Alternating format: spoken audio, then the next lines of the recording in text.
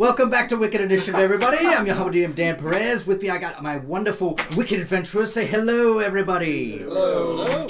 Last week, you guys finished a crazy battle with an obsidian/shadow dragon by the name of Gorathak, who was essentially trying to assert dominance and take the flail of Lendis that Aragar wields.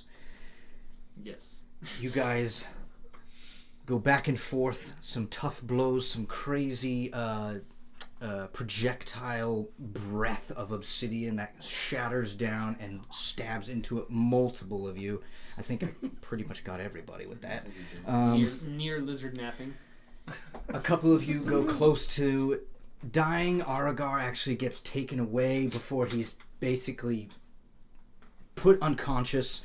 Gorathak is then taunted by some of the party members and flies back down, much to his cocky demise, as he falls apart in the air. Nothing left but kind of a couple of scales that are scattered across the floor. The battle finishes. You guys go and investigate a couple of different things, but you can see in the distance that some sort of this big piece of lavrosite chunk that's just in the center of the dais is starting to like flicker and make weird almost purple lightning that's encompassing it and charging it and making it crackle with energy.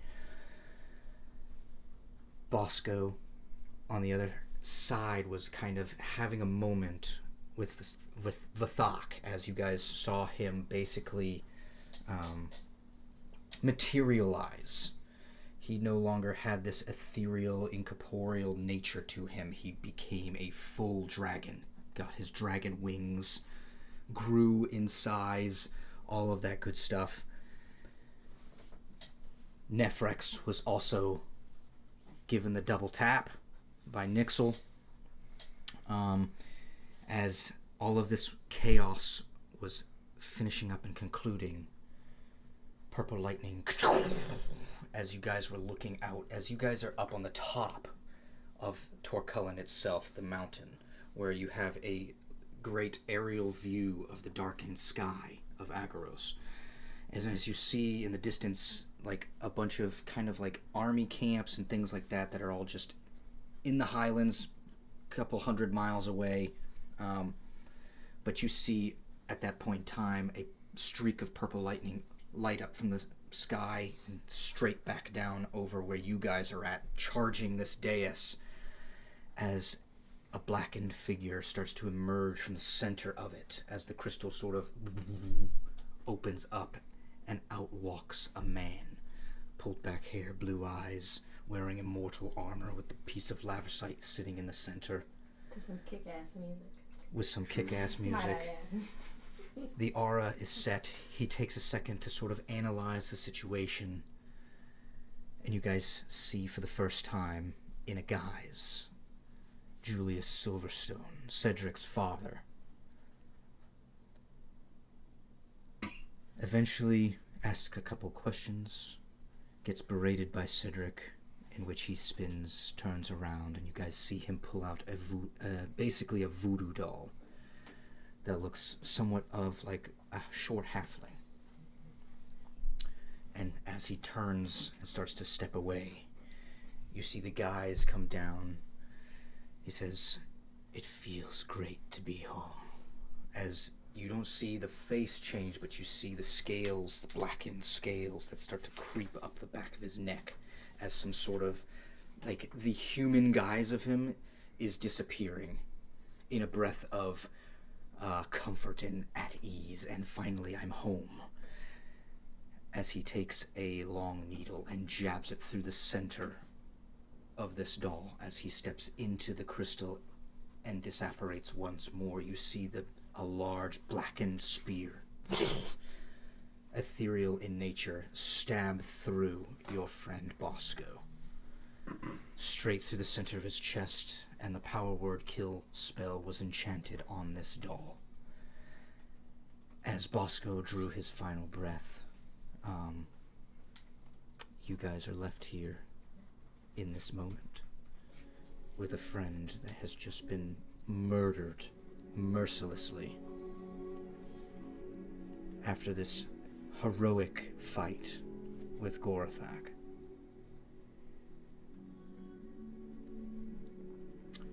You saw Seraphina sort of walk over to you and say, "Stop. There's nothing more we can do. He's gone." Cedric is kneeling over Bosco's body as she's saying this, so he kind of just slumps down, defeated. And he looks at her and almost in a pleading face, like without any words, like a truly nothing. She kneels down to you, puts her hand on her shoulder, and gets real close, eye to eye.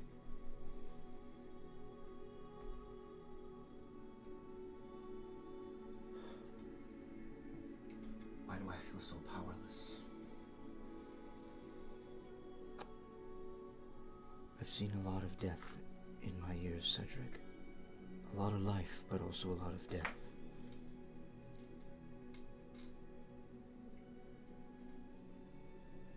You just have to learn to let go at some point. It should have been me. Father did not even know him. It should have been me.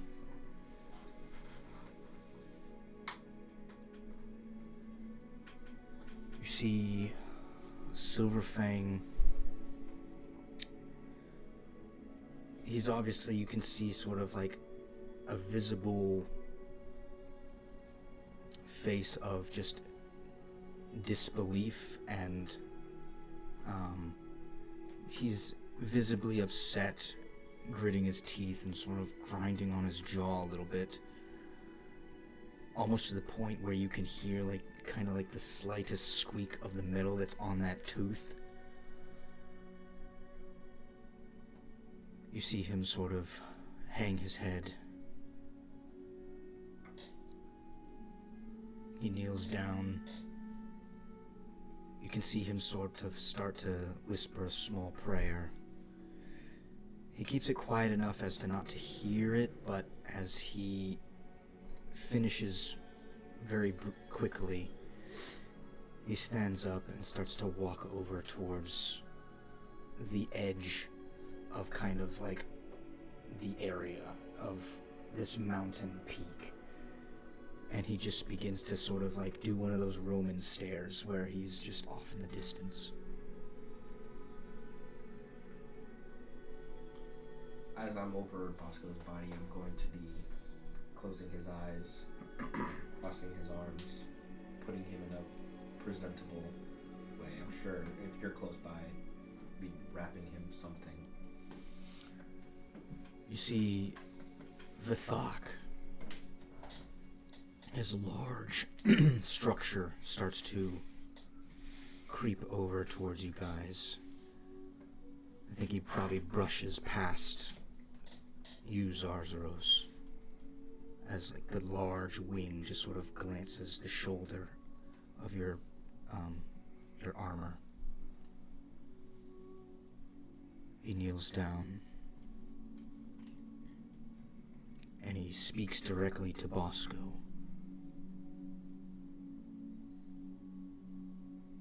We're gonna make them pay.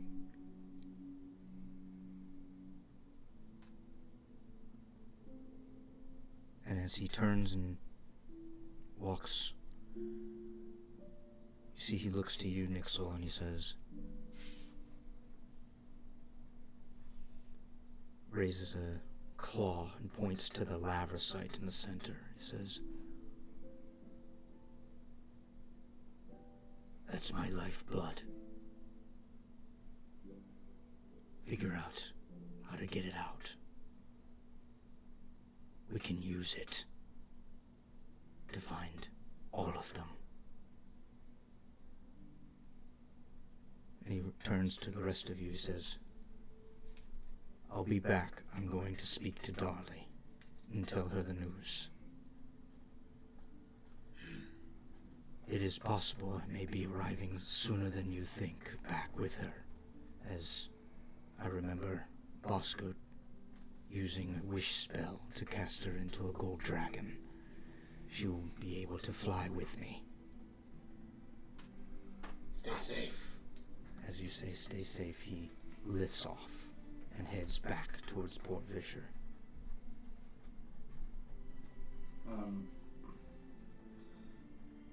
I remember as I'm commissioned to get this lavrosite, this lifeblood out, I remember back to my studies in Port Fisher for a time when I was studying the bee pin, and I noticed a lot of peculiar things about the souls trapped inside. And I'd like to utilize that knowledge to determine if Bosco's soul at this moment would be something accessible to me. For what purpose? To put it in the bee pin. Give me an Arcana check.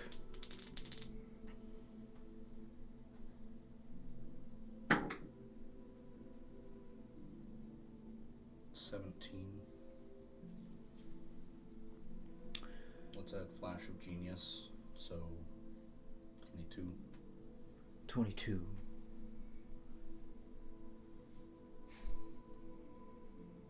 You wander over to him. Flitter your wings down and sort of touch him on the head.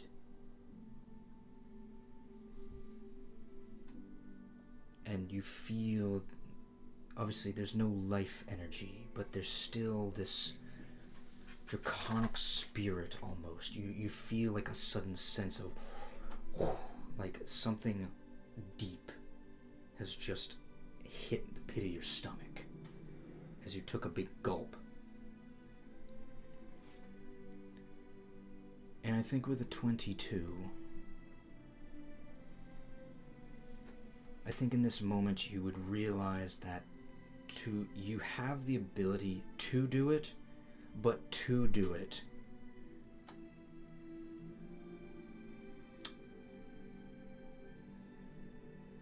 it would be taking him from somewhere that he's supposed to be.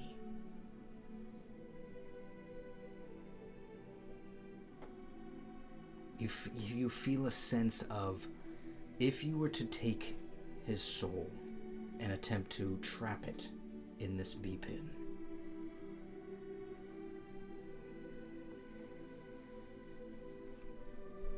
you're not quite sure what would happen to the place that's around you. Something is connected.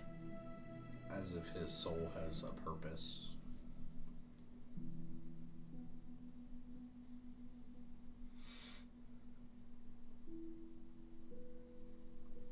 Bosco, I wish that we had more time and that I could do what I really want to. But I don't understand this place.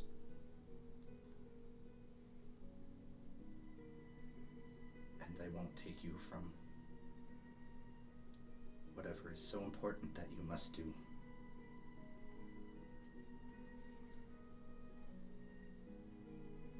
Be at peace. I'll put the bee pin away again, and I'll take one last look. Take out the portrait of Elemental Harmony, and I'll lay it next to him. And I'll say, you always did love Darley's painting. And then I'll walk away. And I'll be going over to the lavrosite. Gax.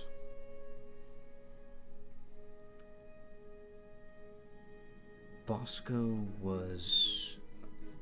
You may not have been close to him, as maybe some of the others, but he was a father. How does Gax feel?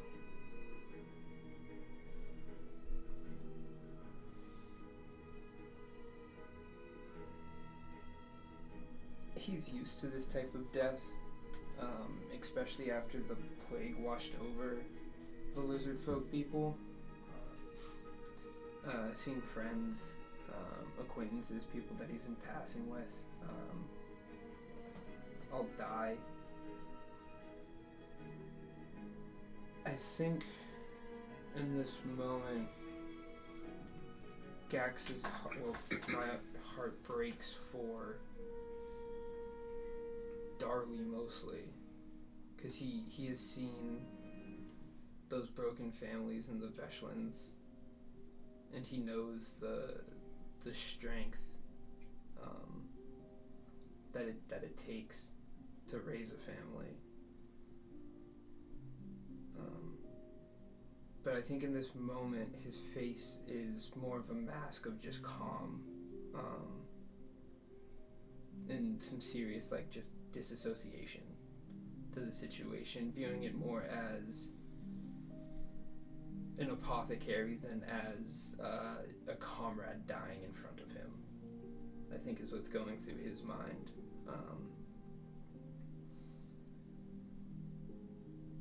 And I think I would have done something similar to Nixel to help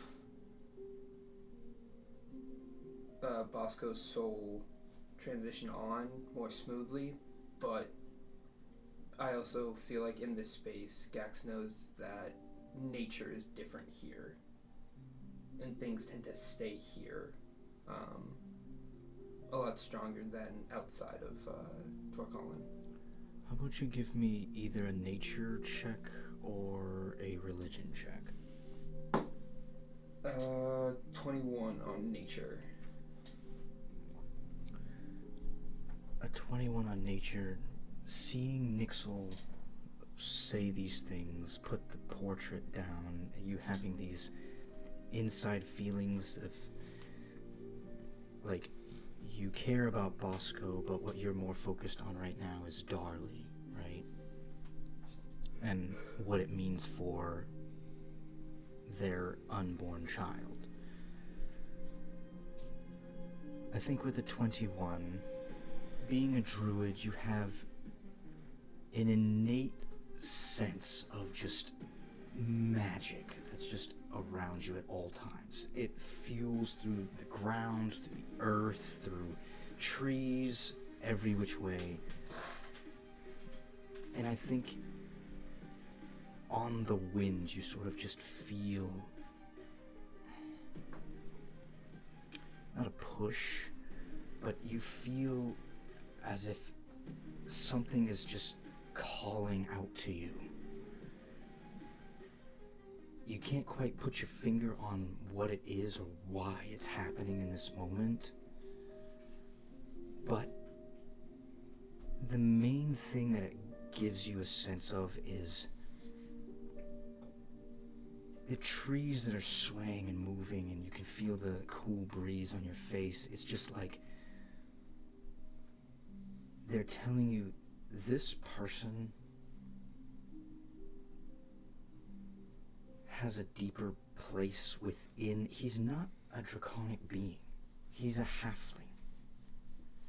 But the earth knows that he's here. And something is stirring. He means more to Agaros as a continent than, I mean, you've seen other halflings die as well. You don't have this sense. Something is different about him. There's something special about him. Something that the ground is going to remember.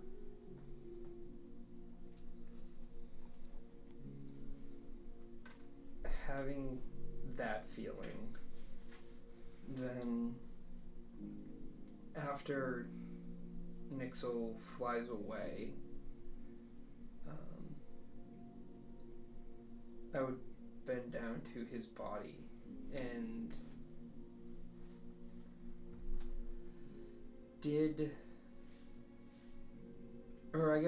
would have Bosco carried any type of, I don't know, signet of his time at the Crow's Vigil, or like a pin or a coin or something like that that kind of carries that iconography on it? No pins or coins, but if I remember correctly, I don't remember where it was placed, but he had a tattoo. You gonna skin his tattoo? No, I'm not gonna skin his Might be a tattoo. tramp Calm stamp. down, Don't alright? Bosco. Lizard folk are freaks, bro, but we're not that freaky, okay? As Maybe far it's as not you yet. had noticed in Port Vischer, the Crow's Vigil only ever had tattoos. They didn't have like specific coins or like things that were like inscribed on sword hilts or anything like that. Just like a blackbird or something. Seeing the tattoo there, He needs the icon. so then, instead of taking something like that, I will take out my medical book that I have, and I would do a quick sketch of the tattoo, and next to it, I think I would do multiple sketches of just smaller pieces that Bosco carried on him, his helmet, his bow, a little sketch of Vathok when Vathok was small, not big. And I think I'm going to start trying to pinpoint a constellation for him on that. Try and kind of make, like when you're a kid, you have that connect the dots pictures. Mm-hmm. I think Gax would start making something like that. That's beautiful. I love that. Taking inspiration. I already have one. Shit. No, you can stack Stack. them. He said Oh. you could stack. Stack them? Because I'm not using the advantage thing, I'm using just D10s, yeah. It's for inspiration instead of the regular stuff. Yeah. I'm going to have to put this in Your new storage or something. Well, it's, I mean, trade-offs. Yeah. Yeah. Inventory. More, but I'll do it. It's a better multiplayer, but not as much less. With a 21 nature, as you're going over and putting this in your notes and drawing specifically the blackbird, trying to pinpoint the constellation, I think something specific hits in your memory, and you remember back to that evening when Mania had sent the parcel and the bird that had flown up across. Could it have been related? Could that darkened bird have been some sort of symbol other than what you had previously known for knowledge-wise? You don't know, but it does strike in your memory. A very specific resemblance, specifically across the beak and how it was made, compared to other birds that aren't, because that bird wasn't local.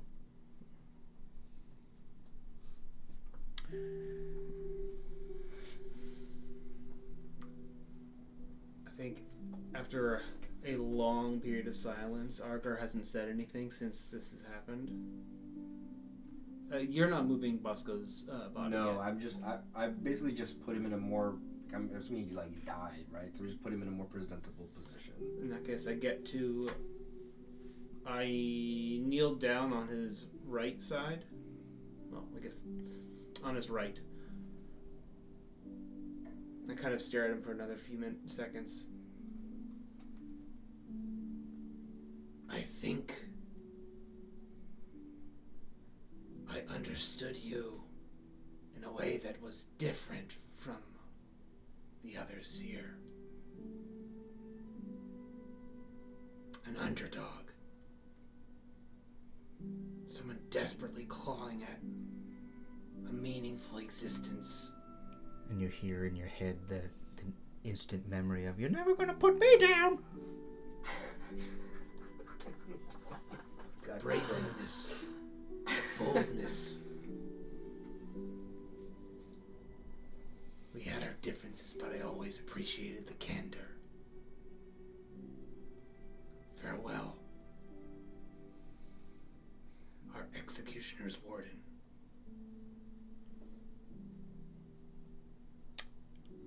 Give me a charisma saving throw. Ooh, I have a good one. And you can do so with the +3 from Zarzaros. Are we still technically blessed? +3? Oh, yeah. So... Not really, because that was kind of like for the Torcullen thing. We're just asking, making sure. 25. With that 25. Let's go. Yeah. Charisma, so. With a 25, I think you feel that cool energy that flows through you, through the tattoo, but it doesn't spike, it doesn't sting. It's almost as if it's like producing a cold warmth throughout your entire body, making you feel fuzzy and light and like you're sitting in front of a campfire. My man's got frostbite. Poor circulation. A known... This is different for you. You haven't felt this sort of like... Lendis has spoken to you in many different ways, most of them pretty harsh, and you feel the stinging pain of things. This one feels different. He's accepting. He's telling you you've done well. You've done what you could. I'm guessing it feels more like how it felt when we were reminiscing about Jacksamar. Is it similar to that, or is it still something different? Definitely still something different. This is...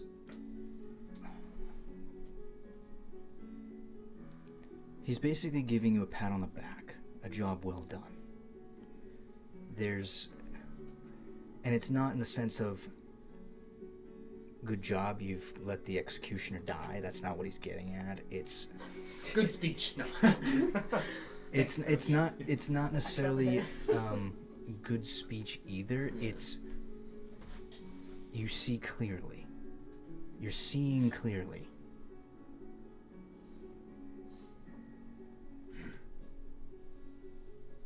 And as the tingliness starts to fade, you see Silverfang gazing off into the distance, and he calls you over. Argar. I get up.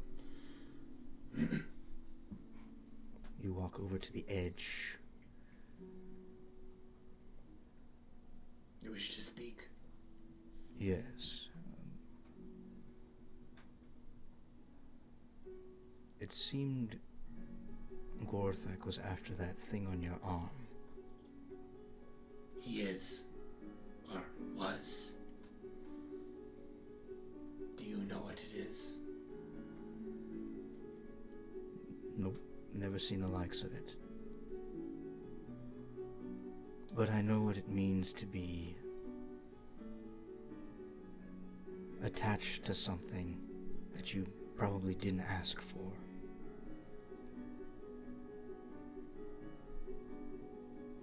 You see Argar's eyes dart around for a bit, and he looks at Silverfang.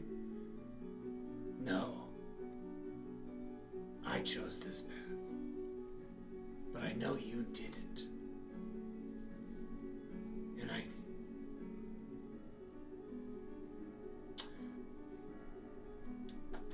I share blood with the person that wronged you through their own actions. I hate to help you in any way. Understood.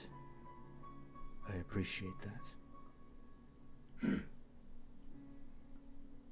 When the rest of the group is done saying their goodbyes, we should Probably head towards the Mecca. Yes, we should. Zarzaros and Ares? I think Zarzaros standing, just watching everyone say their last things. Do you have anything you want to say right now, or No. what? No. Do what you gotta do. So I think when everybody's done, Zarzaros kind of calls and says, "Everyone, I think Bosco should be shown proper Asgoran respect. I should take his body from this place. There is a right my people know to show respect to the dead. I can think of no more fitting honor." I have a quick question. From what I felt about Bosco and his tether here, and I know you said to Asgorn as a whole, so after hearing Zarzaros say that, do I feel like would we be screwing anything up if we were to remove his body from Torcullen? No. Okay. His soul is tethered to Torcullen, but his body is not. It's perfectly movable. Okay. It can be honored in whatever way you want.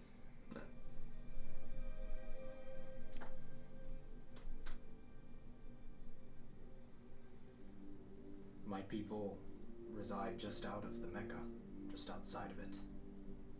It would be on our way. He deserves a proper burial. I don't see why not. I must warn, this is no burial.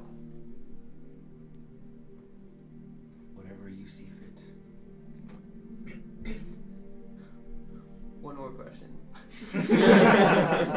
Actually. One sec. Hold, please. What is he talking about? I was gonna say, Why did you ask him are we cremating No, him? because I think Give it's me- fire. I mean, as Gorin and all of that. You can roll with advantage and do a either a religion or a history check. Can I also, while that's happening, Can I roll do too? whatever I need to do to investigate Yeah. that Myself. labyrinth? Religion. 19. Yes, we will get to that for sure. I rolled I 19. said we will get to that for sure. Okay, just ask. Just remind me. 19 on religion. 19 on religion You said religion or what? or history. I'm blank. Cool. Okay. That is an 11. An 11. Yeah. Somehow, Aragar. He gets smarter. So just deal with them when they're alive. After they die, I walk away. You like to read a lot, and probably some of these like ritualistic texts and things like come to you. I probably tend to read back in the outside Veshlands. culture stuff too. Yeah. And again, you guys are all part of, like, you're your own clan, but you're all one unit. That's the whole point of Agros. It's a land for dragon kind Yeah. to all be this kind of utopia, right? What he's most likely referring to is a tradition known as Kasso, which is a cremation, a large funeral pyre. Big enough, the flames of this burn so hot and high that anyone in a nearby village or town could see it.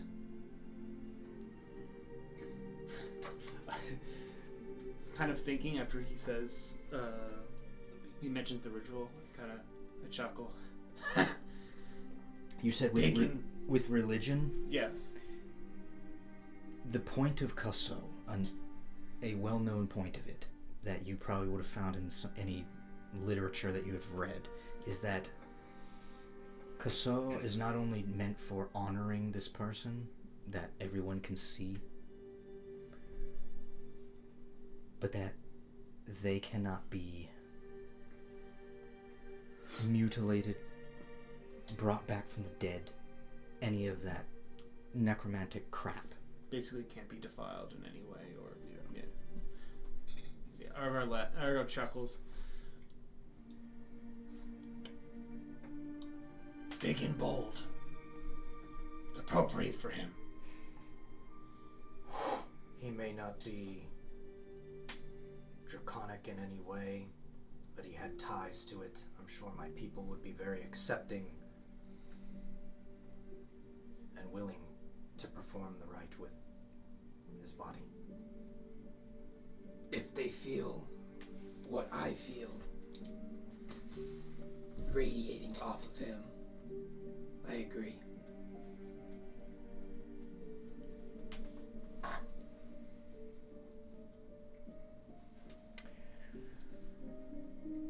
Silverfang walks over to the rest of the group.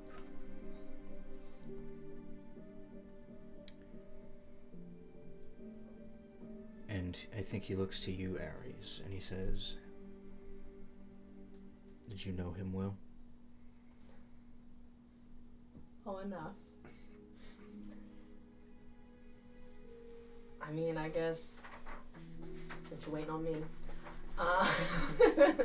Ares is probably in the back, like more in shock of everything that just happened and that it was done just so mercilessly. And not that Ares is religious in any way. I'm sure Cedric knows. But I think before we would move him, she'd probably like walk over there and just kind of lean down on one knee, like kind of close to where his head is, maybe say a little prayer to whatever gods, because I don't really, not the religious type, and kind of just whisper into his ear, like, we've got Darlie now. You made sure she was fine and safe, but her and your unborn child, like, we will make sure that they stay safe. Like, you can rest now. I kind of a vow to him to look after them, and then would walk back to join everybody else. That's my answer to Silverfang. I guess how well I know him. I think he just sort of... It's not a blank stare, but it's a... He's taking it in as well. He didn't know him all too well. Probably a reason why he was kind of asking, because he's looking for some sort of not relief from the situation, but some sort of similarities between the group.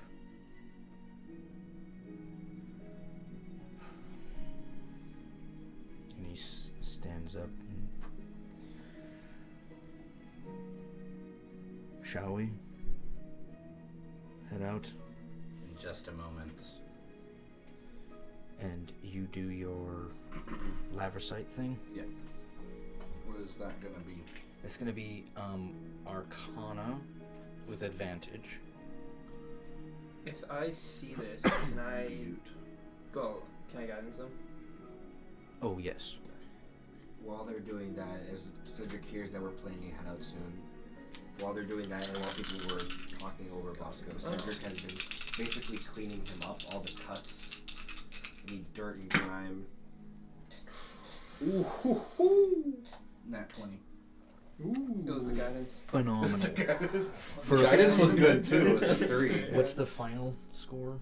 Let's High. see.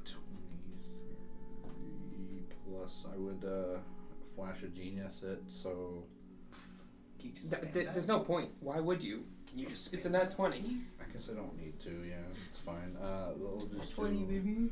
28 plus 3, 31. 31.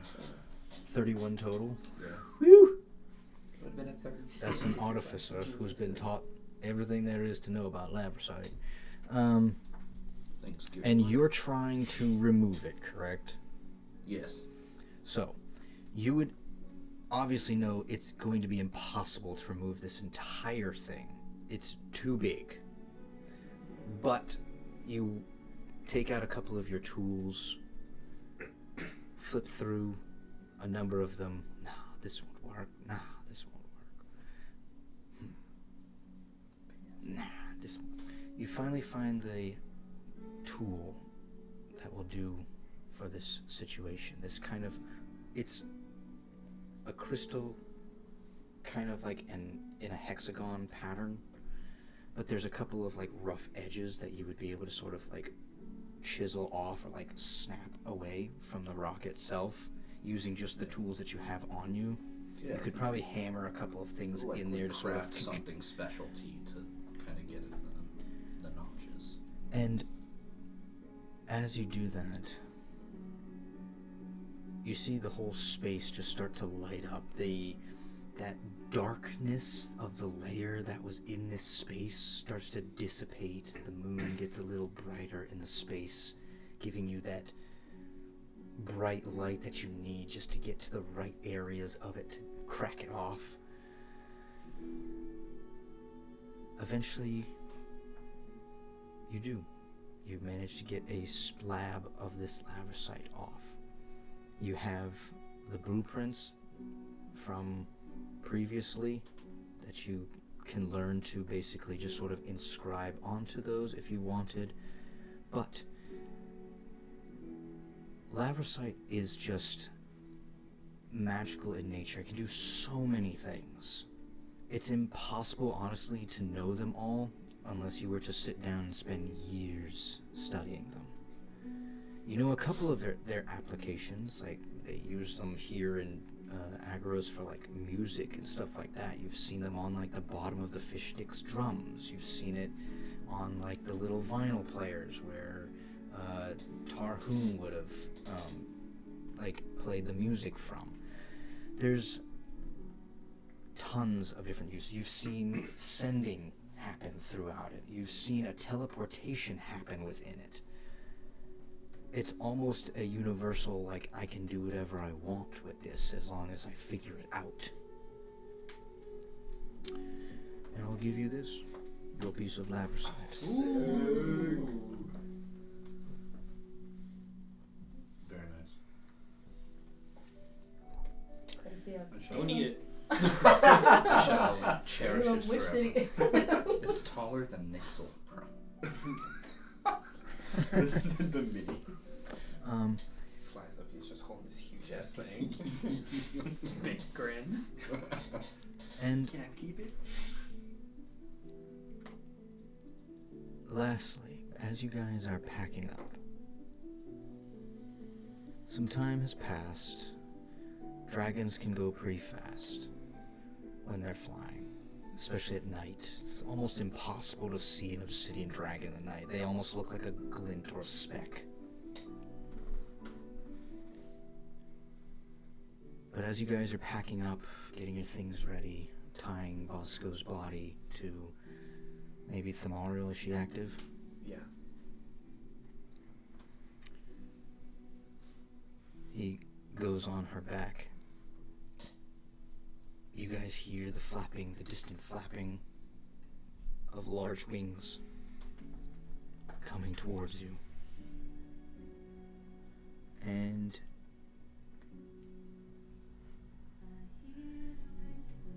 you see like the large figure of just a young golden dragon looming in front of Vathak.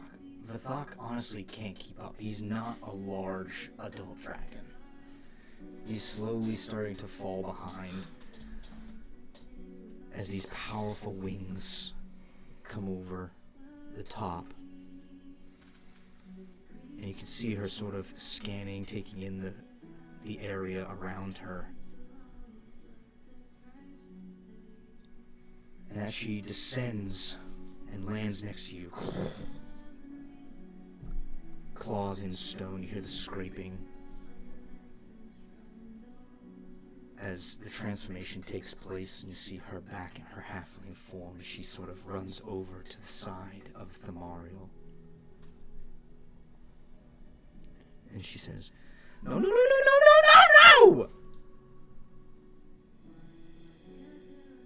What happened?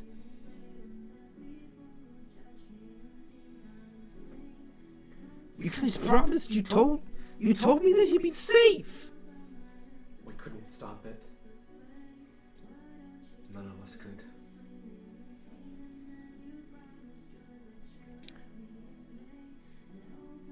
You see she walks over a couple paces towards his head. And you see her lean over. What did you do? And she takes the helmet off. You see his bald head. And she slowly just kisses it once. Puts her face, her cheek on the top of the head.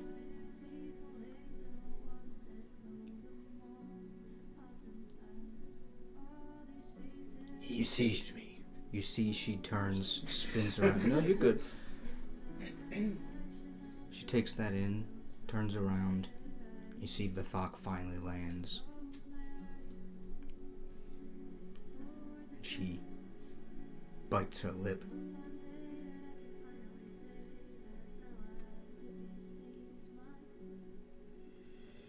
And she looks to you guys. Is it his fault? No. No. Points towards Vithok. No.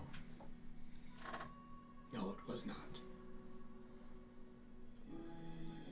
He was a hero. You can see her lip trembling. She doesn't know what to do in this moment, take it in.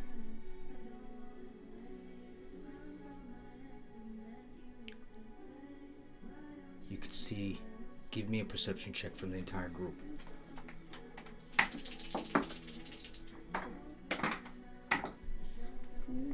14. 21. 19. 13. 22. You see in this moment, she kind of drops to her knees. And as she sort of puts her head on the ground, her hands are out a little bit, and you guys can see in her hand that there were 2 wedding rings that she had found while he was away.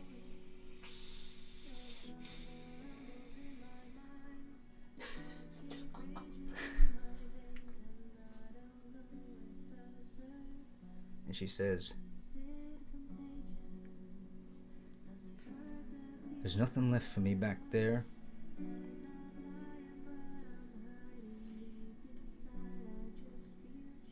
I'd like to join you guys if that's alright."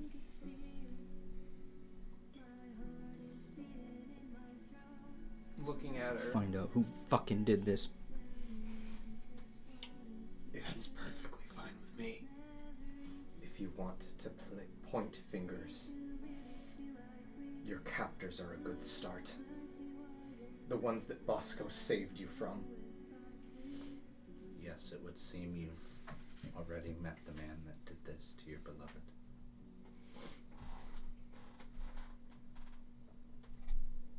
If you can call him a man.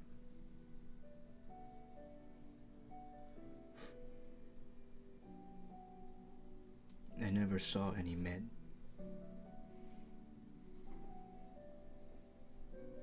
Only beastly creatures. Any dragonborn. They looked like Dragonborn, but I don't think they were. Any humans? I've lived around Dragonborn. It wasn't them. Any humans? I didn't see any humans. He wasn't there. He wouldn't have made that move. The man who did this has been under the guise of a human, but he is a black-scaled dragonborn. He is an immortal. An immortal? Well, he might play the part of an immortal. We don't know. But make no mistake, we know who he is. And he won't stay immortal much longer. His name is Kronzandek. Tech, sorry.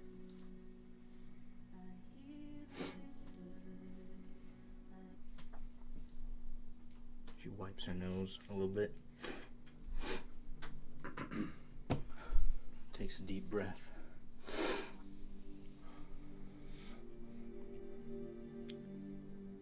Well, like I said, I don't need anything back there. So if you'll have me. How far along pregnant is she? If I'm able to deduce by looking at her. Can I help with that? She's pretty well along.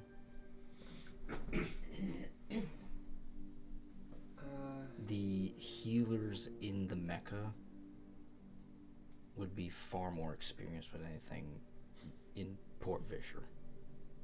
Especially considering her circumstances.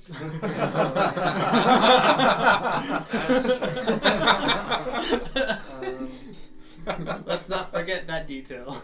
Yeah.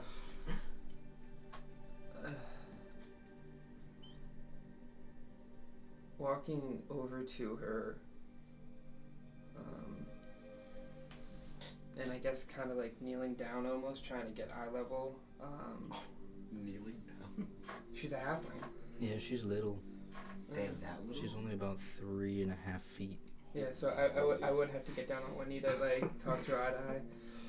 And as I'm getting down, I'm gonna be casting Druidcraft in my hands, and I'm going to create a very almost like a hemp rope, but a lot smoother and nicer. And as I'm creating that, I know you are in pain. I can't even imagine what it would be like to lose a loved one like this. And as I'm talking to her, if she allows me, I'm gonna try and pick up the 2 wedding rings that she has in her hands, and I'm going to loop it around the rope that I'm making.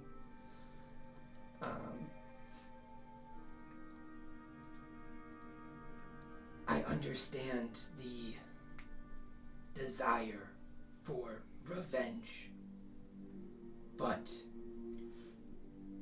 you are not alone. You will be needing to look after someone quite soon. And as I'm saying that, I'm gonna tie it around her neck as a necklace.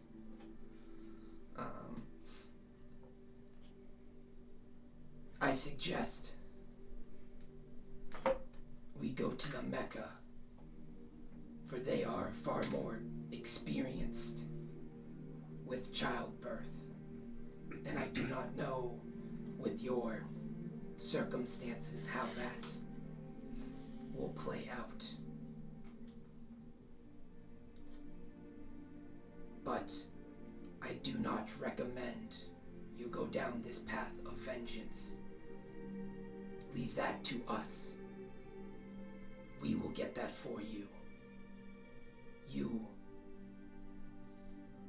should look after the new life. She looks down, views the necklace, she says, "Thank you, it's lovely." And she takes in what you're saying, puts her hand on her belly, and you're probably right.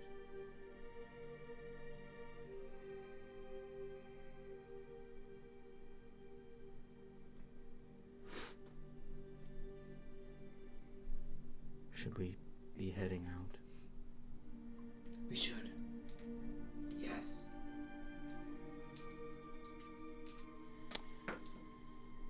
And as you guys start to make your journey forward down the mountain of Torcullen,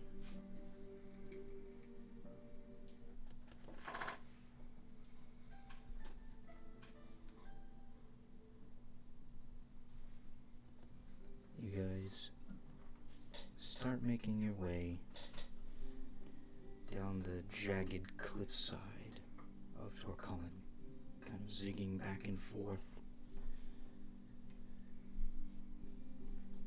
Eventually you get to the bottom, and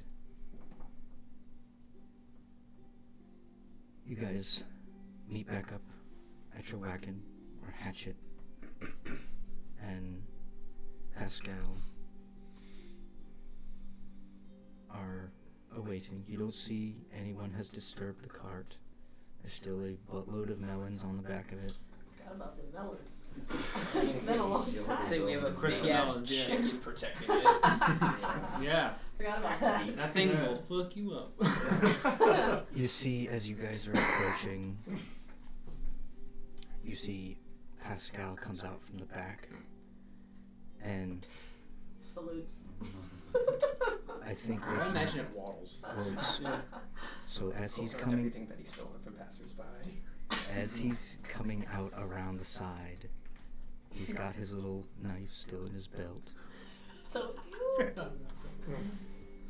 and he sees all of you. Obviously, he sees you. He's all happy and excited. He sees the two new people, Silver Fang and Seraphina, yeah. And he sees Darley, yeah.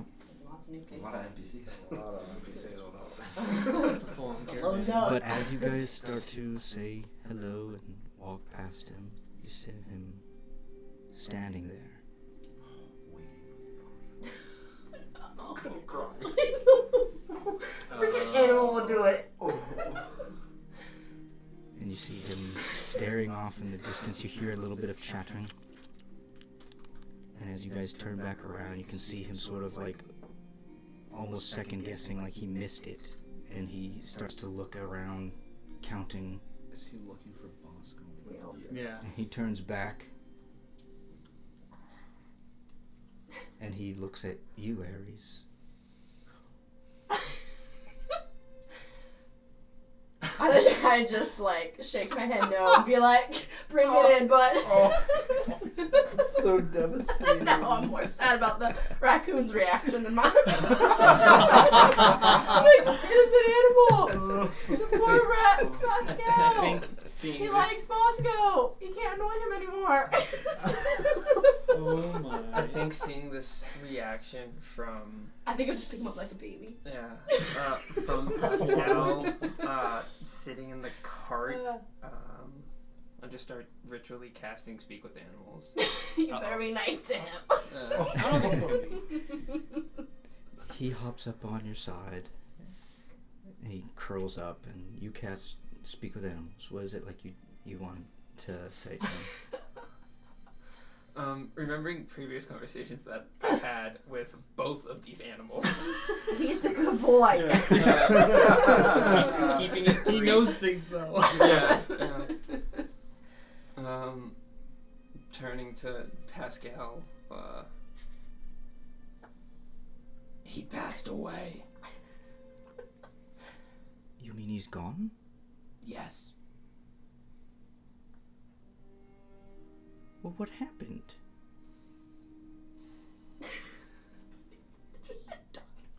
Yeah. You know what? I told him I could take the wagon. If I had been there, I would have sliced whatever happened up to him. I would have loved to have seen that happen. Weak right now. A dragonborn man came out of a crystal, cast what I can only presume to be an extraordinarily high. I go into like a detailed explanation. As you're explaining, Yeah, I like break it down, and I think for Gax, this is his own like therapeutic way of processing it all, and self-convincing. Like, there's no medical way for me to have actually have helped in this situation. as you're explaining all this, I think after getting, because it takes 10 minutes for you to cast, he would have gotten plenty of cuddles and stuff like that from you. He hops down, and you see, as you're sort of telling him all of this, he goes around to the back, and he comes back out with a dead chipmunk. He goes, I fucking got this guy. He was trying to steal our melons. Just a dead squirrel. If Ares is the only one that's like back there and is witnessing this, I pat him on the head. Oh, you can't let anybody else know. Oh no, absolutely not. No, this is confidence. Yeah, I take the dead squirrel and I just eat it. Like just straight up, all in one down. Oh my god. Lizard man. Yeah. You hear him go, "Ooh, I killed that 3 days ago." Is it true? I don't Poison fine. effect. Yeah. One giving Builds you up- a it timeline builds up of you've been immunity. gone 3 days. Oh. Okay. Oh. Wow. That's Been a long time. Yeah. Damn, he's been just standing there for 3 days, no food, Wait, no how? water. Yeah. How did they? He was a He forager. hunted. He was Yeah. grabbing nuts and Hey. stuff. He knew what he was He doing. just murked the Hatchet squirrels. too? Yeah, What he about- would basically what about- grab nuts and stuff for hatchet. What about? Yeah, he's Oh, yeah, sick. because they like were together Yeah, at the yeah. place. He's Yeah. like Sick. the maid. He's the nanny. Hell yeah. That's true. And big, big birds like that are. They can fuck with someone up if they need to. Yeah, They're I mean- real like big birds. Yeah, literally axe an beaks axe are beak, yeah. pretty lethal. Is there like a skeleton of a cultist that just wandered too far after he ate him? That would be awesome. Honestly, Is the skeleton with his robe still on? what happened over here? Oh, the last thing I wanted to mention before, and I forgot to do it last session.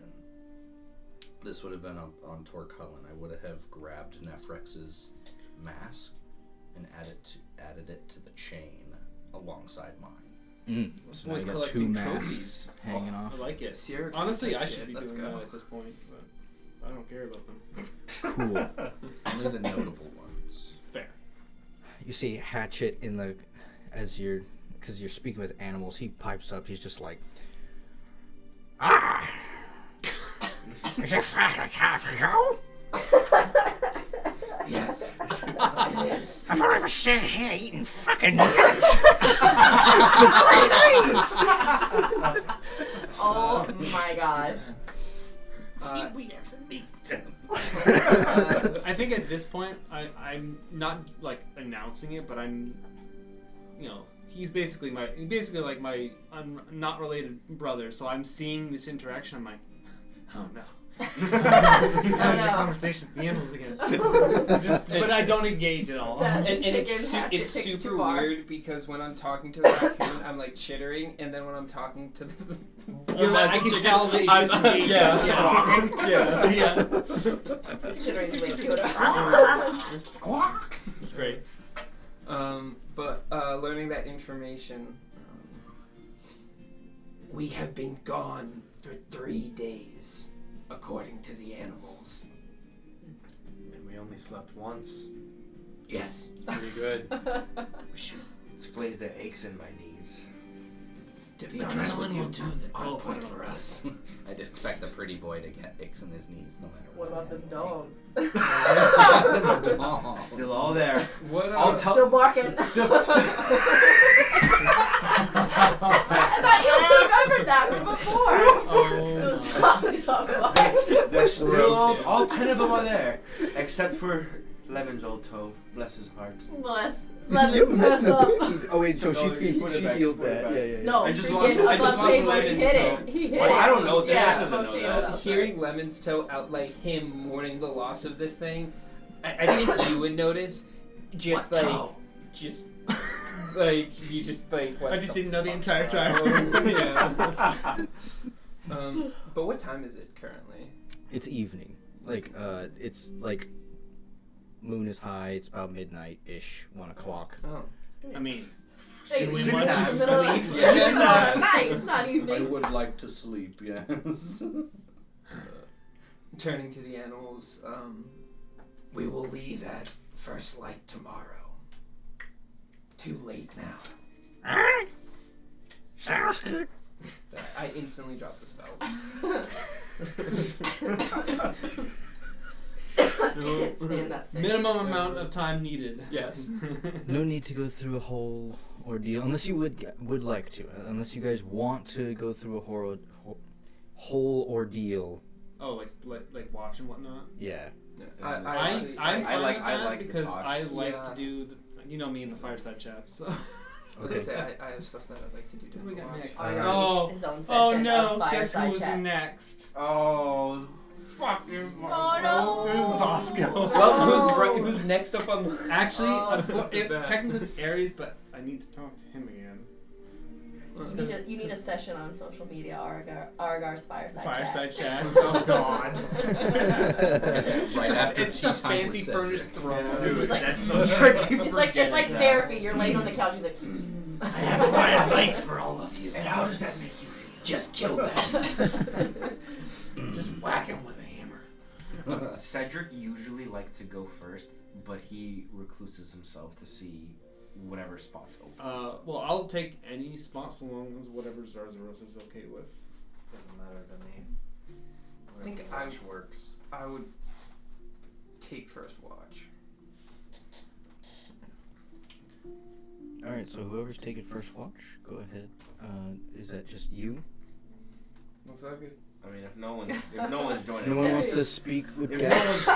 no one's joining Oh, Gax, I'll I mean, I would say you guys don't have to. We have 2 NPCs as well, so one of them would That's probably true. stay up. That's a and- very good point. I kind of want to. Well, Do you, three do you NPCs. want one to stay up to Yeah. talk to? I could be. I I could be got part time. of watch. You know. yeah, we got If- so if many he's people alone- now. It literally could be like 3 on a watch. all day. 100% I was going to have Seraphina go to sleep because she's still freaking exhausted. Yeah. Seraphina needs rest. Yeah.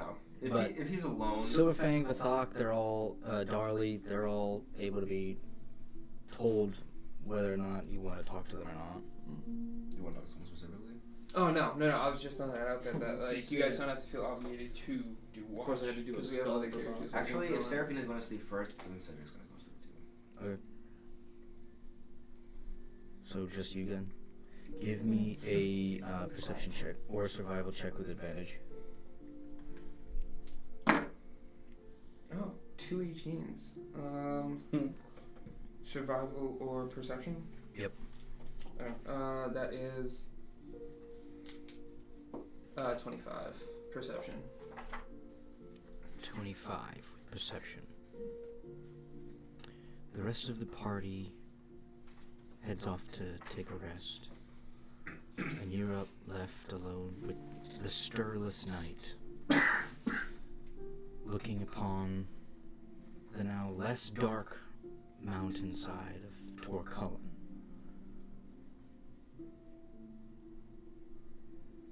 Off in the distance, the torches and campfires of the slow burn of a war that is slowly starting and churning. Something dark on the horizon. Something is going to happen to Agros soon. And you know that you have a lot of information, characters, people that know things that you're aligned with. Your teachings from Master Bubby about observing first and acting after.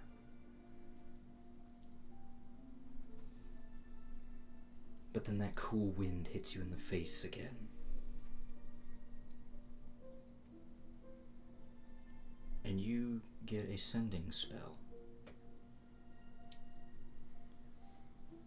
that then drives you back in to being on guard, because it's not from your family. It's from Silas. Fun. Yeah, It says, Love that guy. always bad news. Gax, I need you and your party. I've been approached by an elf. He's asked me not to speak his name, but apparently he has some concerning information passed on to him from your father, Gosk. Meet me in Mecca as quick as you can. And the call goes quiet. Am I able to respond to them? I don't remember. With the sending, you can. Yes. It's a short Okay. response. It's 25 Then, words. yeah, or so- like Why less. your daddy fooling? Alright. Why your daddy? Why your daddy fooling? Oh, Why your daddy daddy's playing? up in this. Wasn't me. For once, it's not. Oh gosh, daddy. We are leaving Torcullen.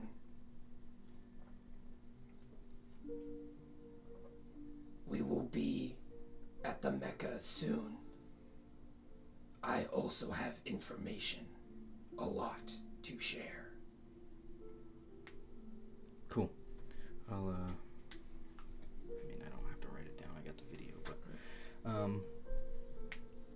cool.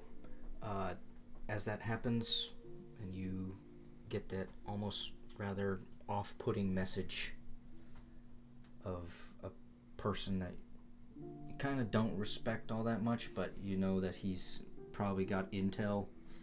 He's useful in a way. You settle back in, start to doze a little bit, and wake up whoever's on second shift. Unless you have something else you'd like to do before that happens. Yeah, I do. I think before I get this message, as I'm sitting by the fire, my staff in my lap, I take the crystal out from my staff, and since nobody's awake, I shatter it in my hands. I break it. In a very, I guess, animalistic way. First with the nails through the knuckles and then just ripping it apart. Sitting there, looking back up at the sky, and having that almost starlight kind of break from it and turn to dust and settle. I start forming a new crystal, pulling motes of starlight from the sky. And as I do, and as the crystal starts to reform, pulling a almost ice pick like tool from my bag, except this one is almost as thin as a needle but as long as an ice pick. I start picking out new constellations in the crystal, thinning it, creating it again and again, and replacing the lizard folk hunter for my archer form.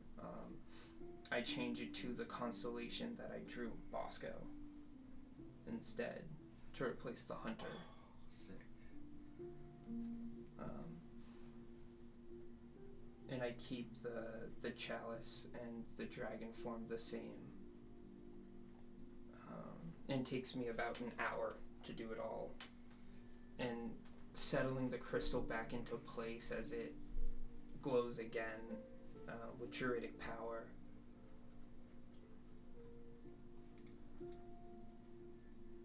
I rip the page out of my book and I throw it into the fire. And then I'll close it, put it away. And that's all that I wanted to do. Give me a wisdom saving throw. Can you get my aura or am I asleep? Can you get Doesn't my matter. You can do it with advantage for the description. Thank God. It doesn't help. Can you get my aura or am I asleep? My aura. Does your aura work while you're asleep or no? I don't know. Let's Does say it Zara does. have aura? Add his 3. Well, it might be like an incapacitating thing. Can I guide it in my I think sleep? it does get affects by incapacitation. Or protection. If I'm incapacitated, so Okay. Yeah, no. No. That's fine. That's fine. 16. 16. Yeah, it was gonna be a 19, but that's a 16. That's what It's better than the one, I'm the guessing. one, yeah, a lot better. I think just in the back of your head while you're doing this, a memory of your father just saying, "Well done, son."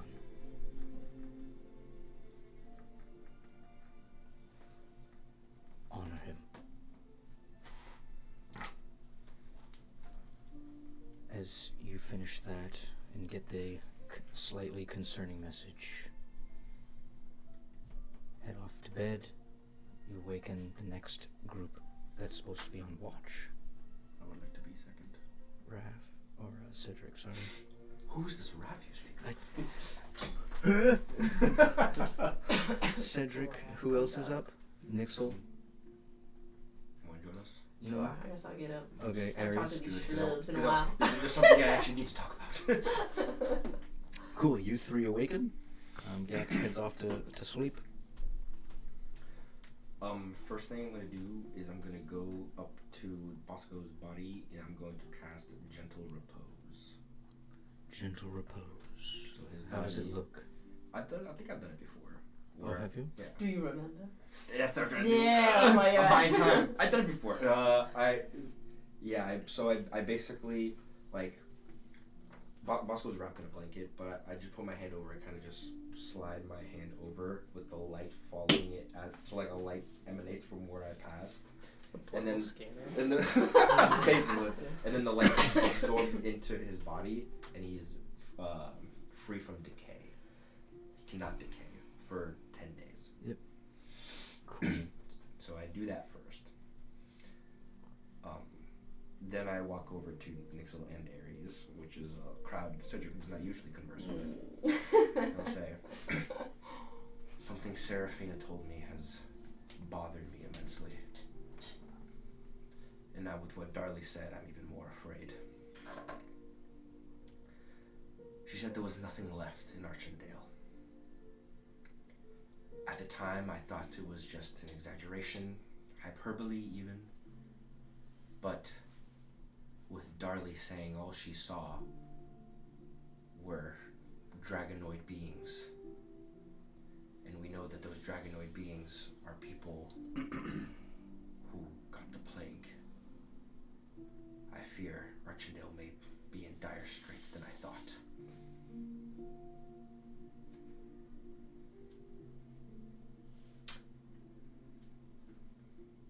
That's a good guess.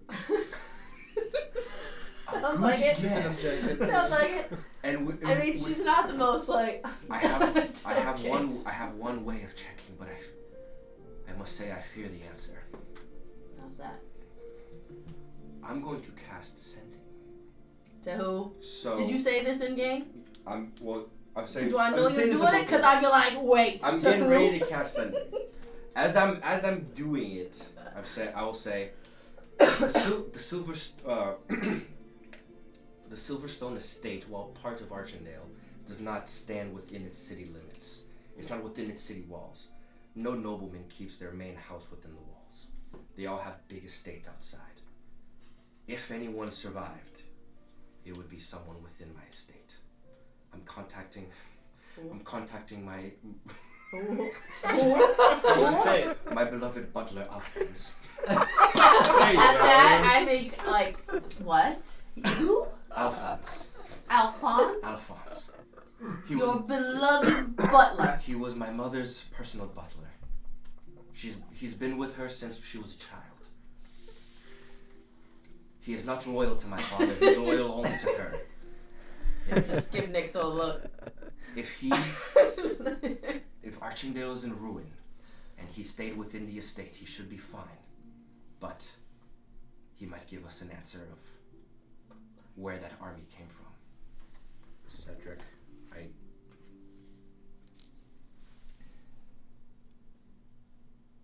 I think it's best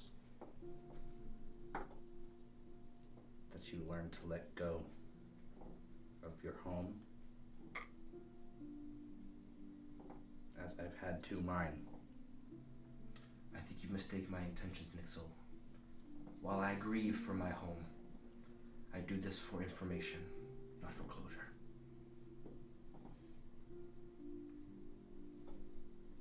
I cast Ascending.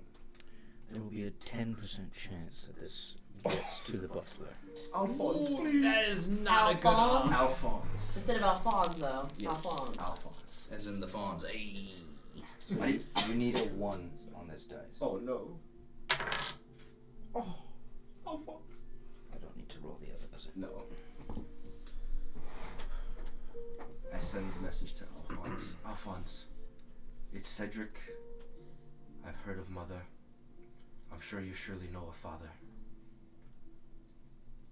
How dire are the straits in Archendale? Is there anyone left?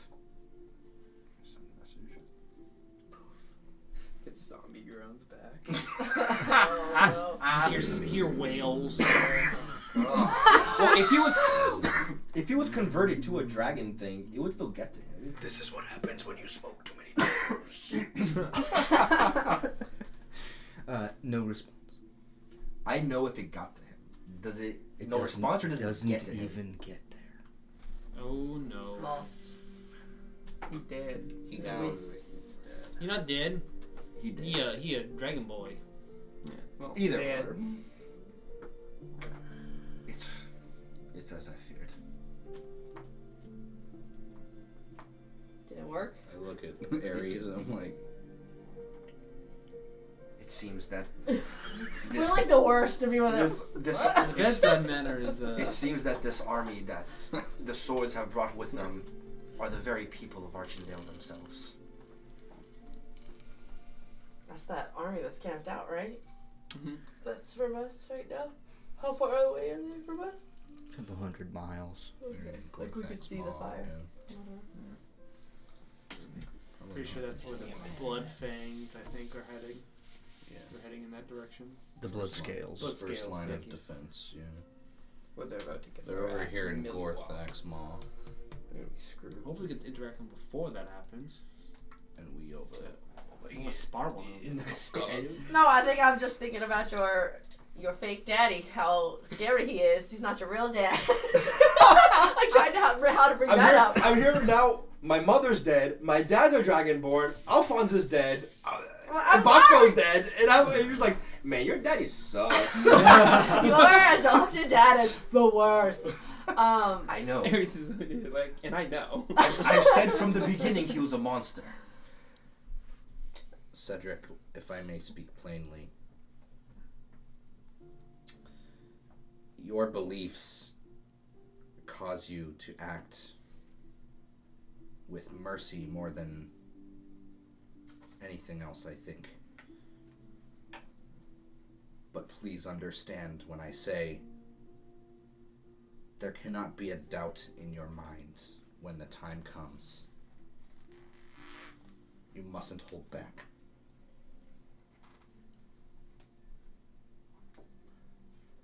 Deep down I know this.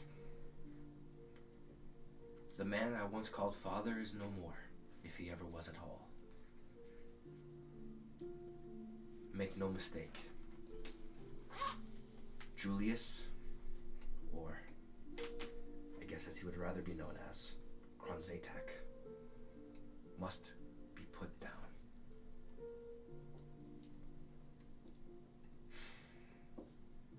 I knew he was two-faced, but this brings on a whole nother meaning.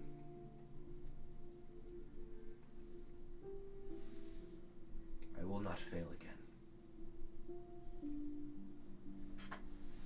I feel a little bad for Cedric. Oh, now you do. All this death around him, I feel a little bad. I'd probably be like, He again, I think that's a perfect feeling because he Yeah. has lost no, everything. Fucking Literally, I will go up and sit next to you and I'll be like, I know you get a lot of grief from a lot of the party, myself included, but I'm sorry. This has been rough. It's been rough for all of us, but I can only imagine for you, between Mania, Serafina, Bosco, Emily. I'm gonna stop naming everybody and just Alphonse. kind of. I know, but I just want to like go down the list like to It's the you. only one you really care Um, about. Right. It's only his real your family. entire, like... I know. I was like, I probably. I'll stop. man. I'll stop. Your family, because I don't want it to be that way, and just kind of. This is a lot for Aries, because you know I'm we're waiting. not. We ain't I'm close. waiting to We ain't respond. tight like that. We're tight. I'll help him, but we're not tight. So I just kind of put a hand on your back instead of bopping you on the head like I normally would do. I'm just like. Thank It's you, all Ares. right. Words rarely spoken carry heavier weight. I thank you for your sincerity. If you ever need raccoon cuddles. you know I where to look get over. 'em. At, I look over at Pascal. What's Pascal? I look over at Pascal. What's he doing? He's snoring. He's so cute. I see snoring. him do that, and I go, "Thank you.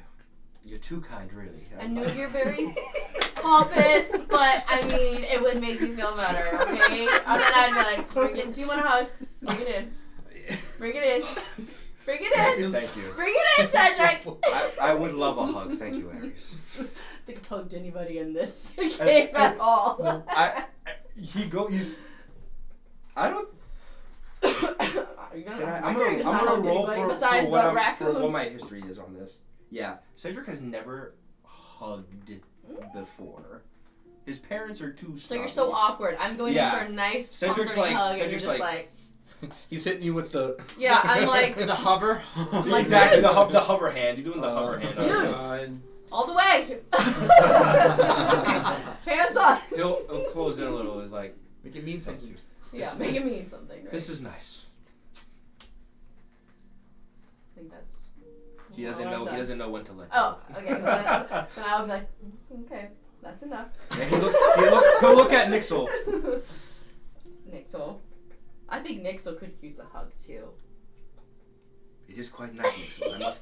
You must give it a We're chance. gonna as be I the did. Kumbaya group right now. We're gonna be in So a... the funny thing is, Nixel also has never had a hug, but for a completely different Exactly. Alright, we've seen his history. Okay, then we stand right there together to Nixel. Double hug. You look there. You can double hug. Triple hug. Is this a road thing? Yeah, you know. Some ways. Arms Yeah, outstretched, no, ready for marvelous. Nixel. Nixel would walk kind of timidly into the arms of his companions. And after, an awkward moment, then he would probably back up and say, "Well, that was nice." I'm over here with the freaks who never hugged before. But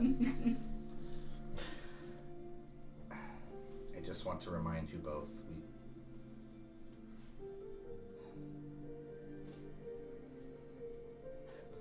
the same mercy that Julius, or whatever the hell his name was, Is that his name? Julius? Julius is his guys. Oh, right. Okay. the same mercy he showed Bosco is the exact same mercy we must show him. Oh, 100%. This hug changes none of that. And I hope that you'll join me in my quest, my new personal mission to take down the Whisperwing sometime soon after. They wanted a battle. They plotted with Julius, with Nephrex, and I'll give them a war. For their hand in this, they must be taken down. You have my support.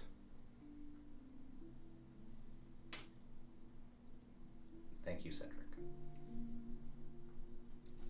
You already know I'm in.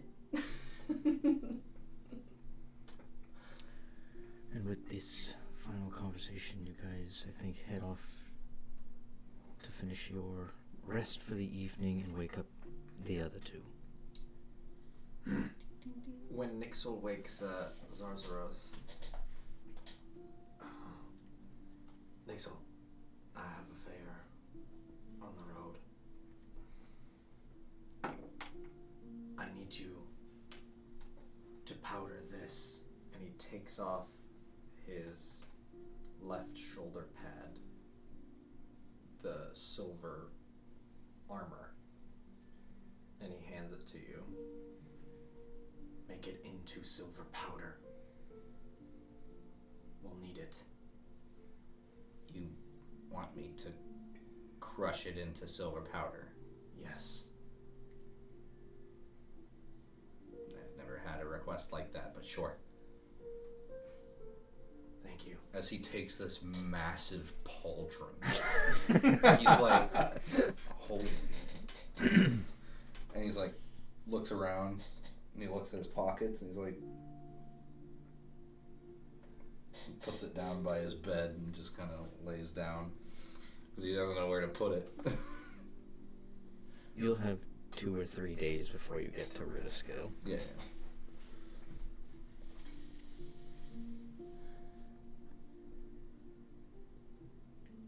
Quite an eventful trip we had into the mountain. And a bit tragic. Yes, that too. Before, I believe when we last were in the safe house, me and Bosco spoke.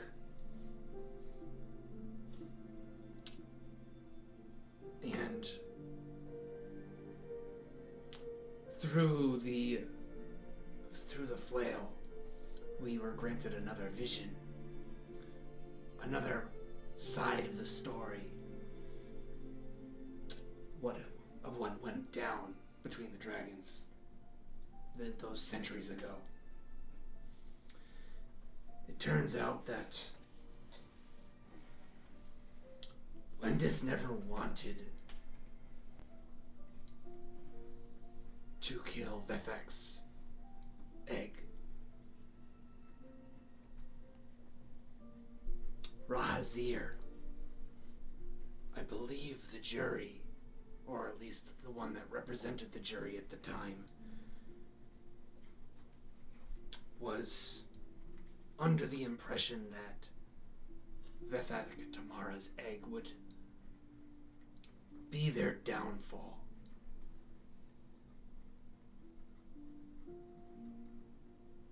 So of all the three of them, only one made the decision in the end?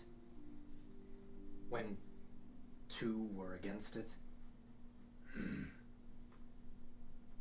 And the fourth wasn't even involved in it. Vethek wasn't aware of any of this discussion.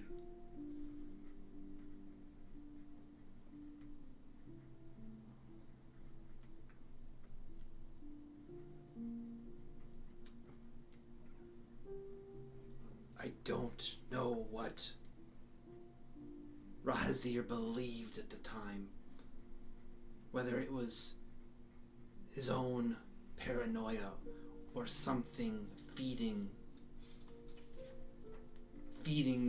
notions in his mind, but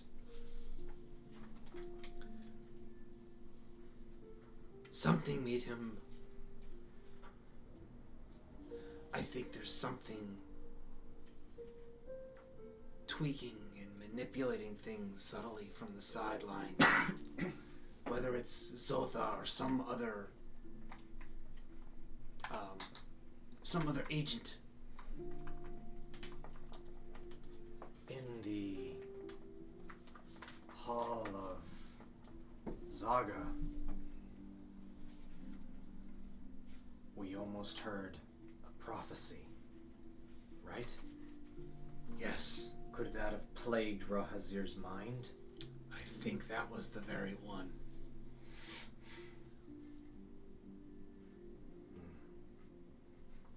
And if I'm not mistaken, that egg between Vethak and Tamara was a dragon of good and evil. The very dragon that Tamara wants me to find. The one that Foxfire holds.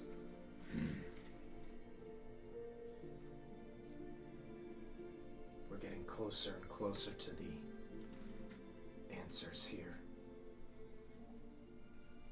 And our goal, perhaps. We also learned how complicated being a judge can be.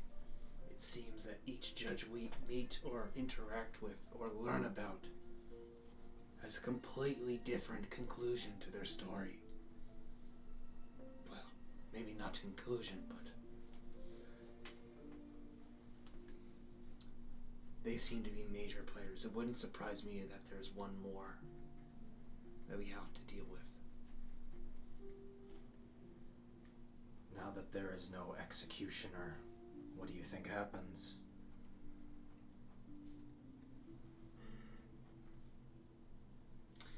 Vethak is still around. I don't know what that means for the group.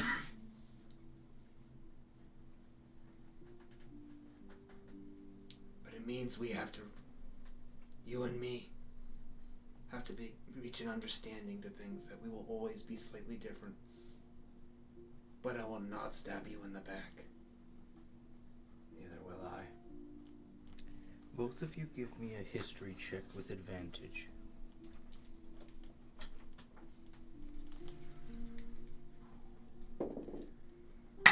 Oh, you little. 4. Oh wait, advantage. Advantage, yeah. I was like, wait. Oh, 1. Damn. Got a 2 and a 1, so that's a 4. 7. A Great. 4 and a 7? Yeah. We're having a moment. They're distracted. As The lizard brains are together again. Wait, was God. it a perception check? no, To honor those rolls, Oh, Right. and off the beaten track. Off the path we go. no, it's not. Because, so, on this roll, you guys, Zarzars, had rolled previously to sort of understand or remember kind of like a backstory or history to Wrathgate, the Platinum Cadre, how it all interconnected, a little bit of like the whole, were they right in it? Were they wrong in it? Like, where's the line there? You guys also have information on sort of like, you believe this Kronzatek character to be involved, obviously, behind all of this stuff. With passive insights, I think you guys would easily be able to connect the dots between the person that was kind of slicing the book out to be Kronzatek. This was an immortal that was taking pages out of Jaxamar's diary. Now, for this history check that you guys are doing, there's 250 to 300 years of time that have gone by. There's also only been about maybe 75 to 100 years that people have seen other kinds of people, elves, humans, halflings of that nature, right?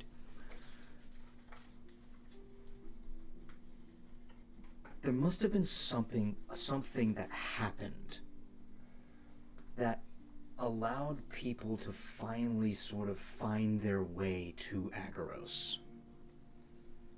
And the spell plague had also happened 10 years prior, and you guys had your lizard plague, Archendale had their plague, but with the 4 and the 7, I'll give you one thing on the 7.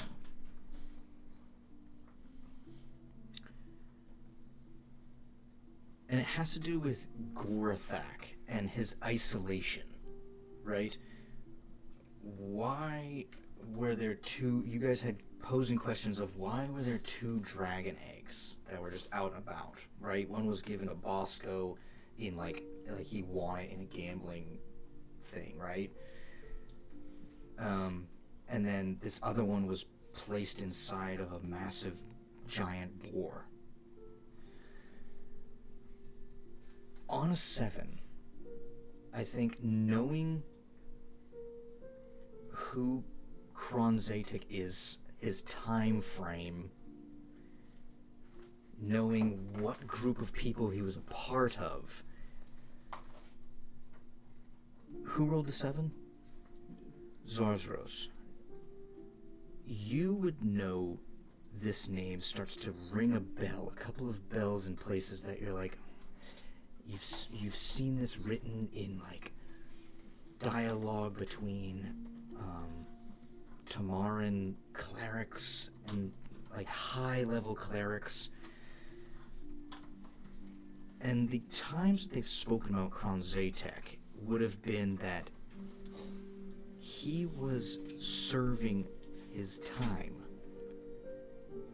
as the High Magus of the Immortals.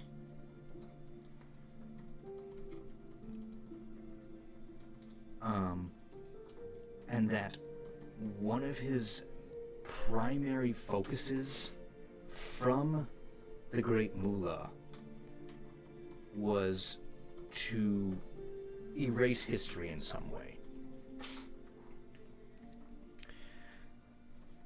And I think from previous experiences with the foundling temples and things that have been sort of just left underground and almost like they don't even exist, was this part of his job? Previously, you had only thought that Jaxmar was the one who was doing this, but was it really Jaxmar? You read his diary, you knew what kind of person he is. Which leads you to more questions on those kind of rather low roles. Why is Kron Zatek? One, why is he 250 to 300 years old? And three, why did he ever leave Agros in the first place? As you know that he sort of said the statement as he left, it feels good to be home, almost alluding to the fact that he was forced to leave.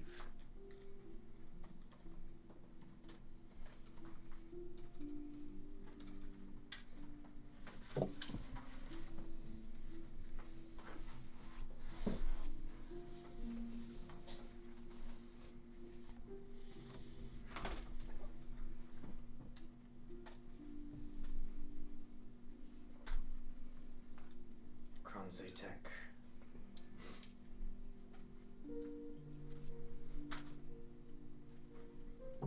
is... I don't quite understand, but from the histories that I've read in the temple, he was the High Magus? Magus of the Immortals. But that was so many years ago.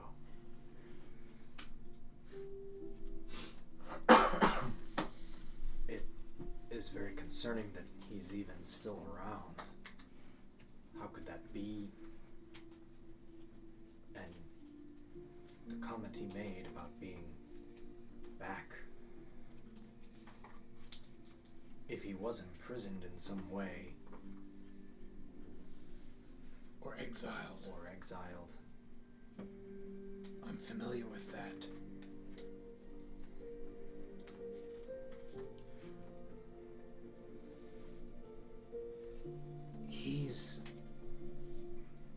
He was the second judge in the book of Judges. I can't imagine that he was a judge before he was a magus.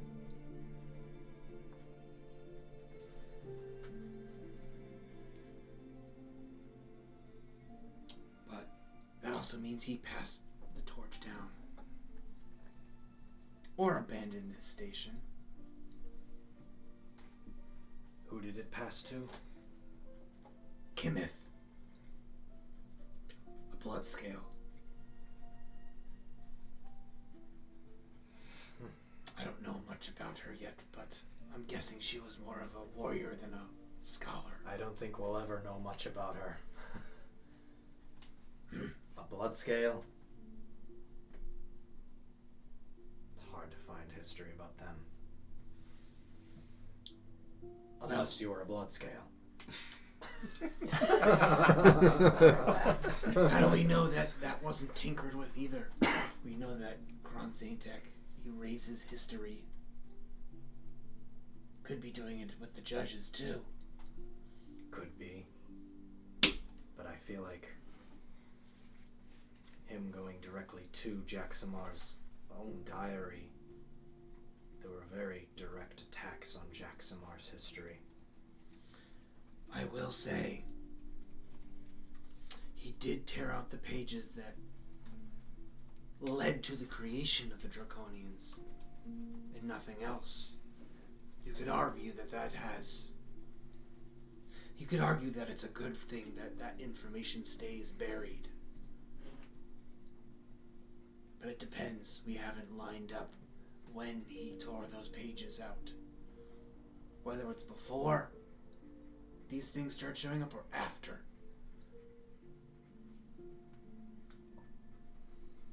There's a lot of time there. I don't know if we'll ever know the answer to that. If Kron Zatek doesn't tell us, I will tear it out of him.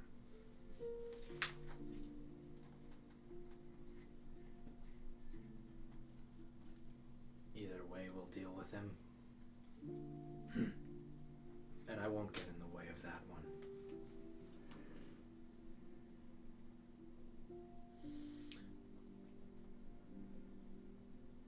I appreciate that.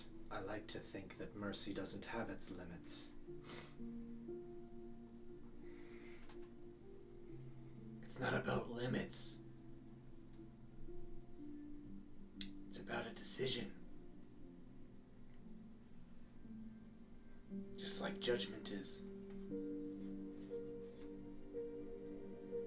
And judgment isn't just about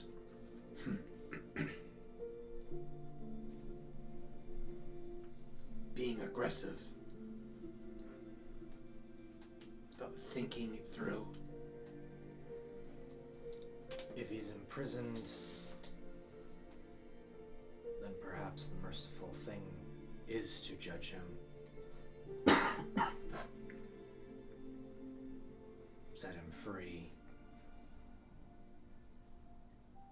I know others might not like, ending torment, but it's a way to look at it.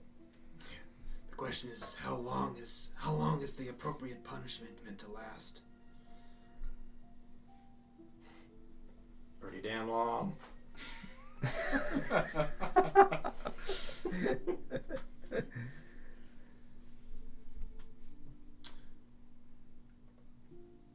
Wait a moment.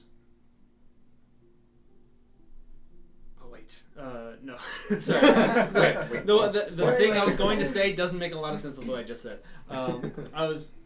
You see him kind of have a thoughtful glance, and after that, or just kind of says, I need to speak to Lendis. But that's all I have for now. Speak with your God. I'll speak with mine. Whatever decision you come to, just know I'm always gonna be at your back. As will I. and I turn around and I sit kind of far, like near the edge of where the firelight is, and you burn a charge on verdict to speak with Lendis.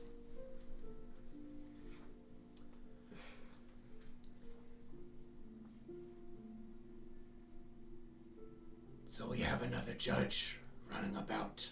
Well, former judge.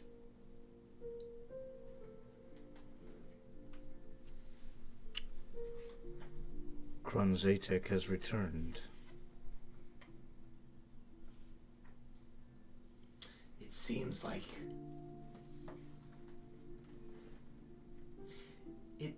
I got the impression he was exiled from Agaros.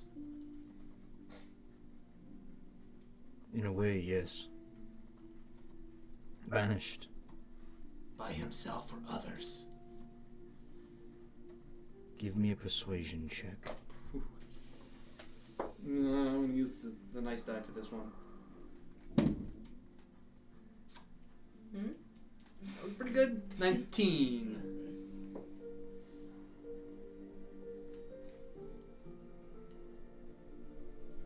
Sasan Rajavi.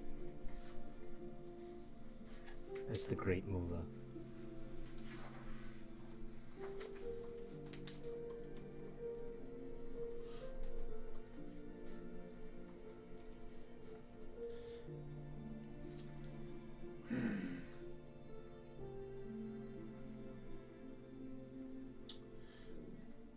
don't think I will see eye to eye as much with him as opposed to Jaxamar. Quite frankly. He is lost. And will forever be lost. You should have never found his way back here. But the magic is weakening. Between where he came from.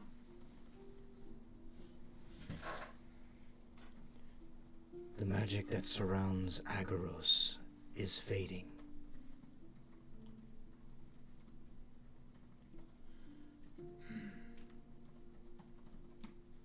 I wonder if this has something to do with the plagues. No.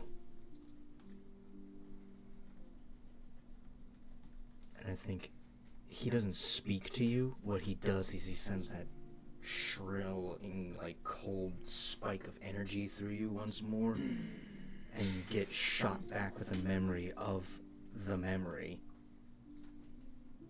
clairvoyance bottle. Memory of the clairvoyance The bottle that Kronzatek poured over Jaxamar's body. And I need you to give me an insight check with advantage because he's helping you.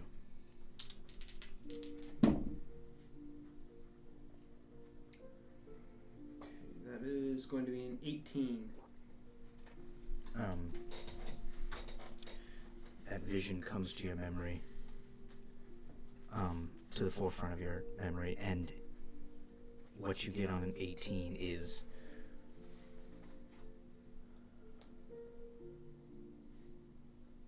he was looking for the right moment or the ability to know when he would be able to return. What needed to happen for the veil to break so that people could find their way here.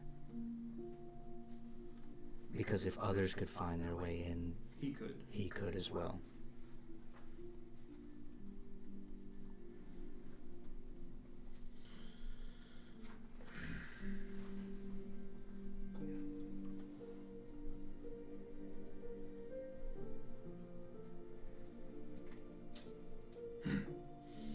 Make haste. Time's running out. One more thing.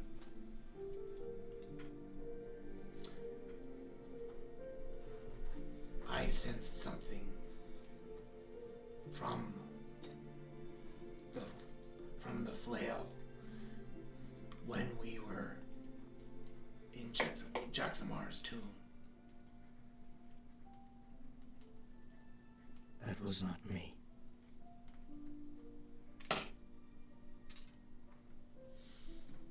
Again, you remember the story of how the flail was created in the forges in Celestia. It was his tear, but it was not him who forged it. It was tomorrow.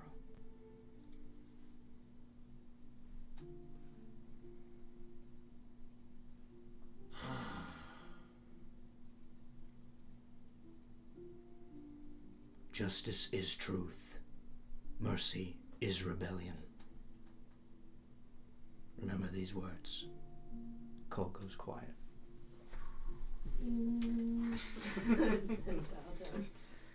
Let's take a break. And we're back from break. Thank you. Oh, Just like You guys have stirred all awake. You're there with your you're there with your starbursts. Your juicy Cristamellos, 45 of them to be exact. 45.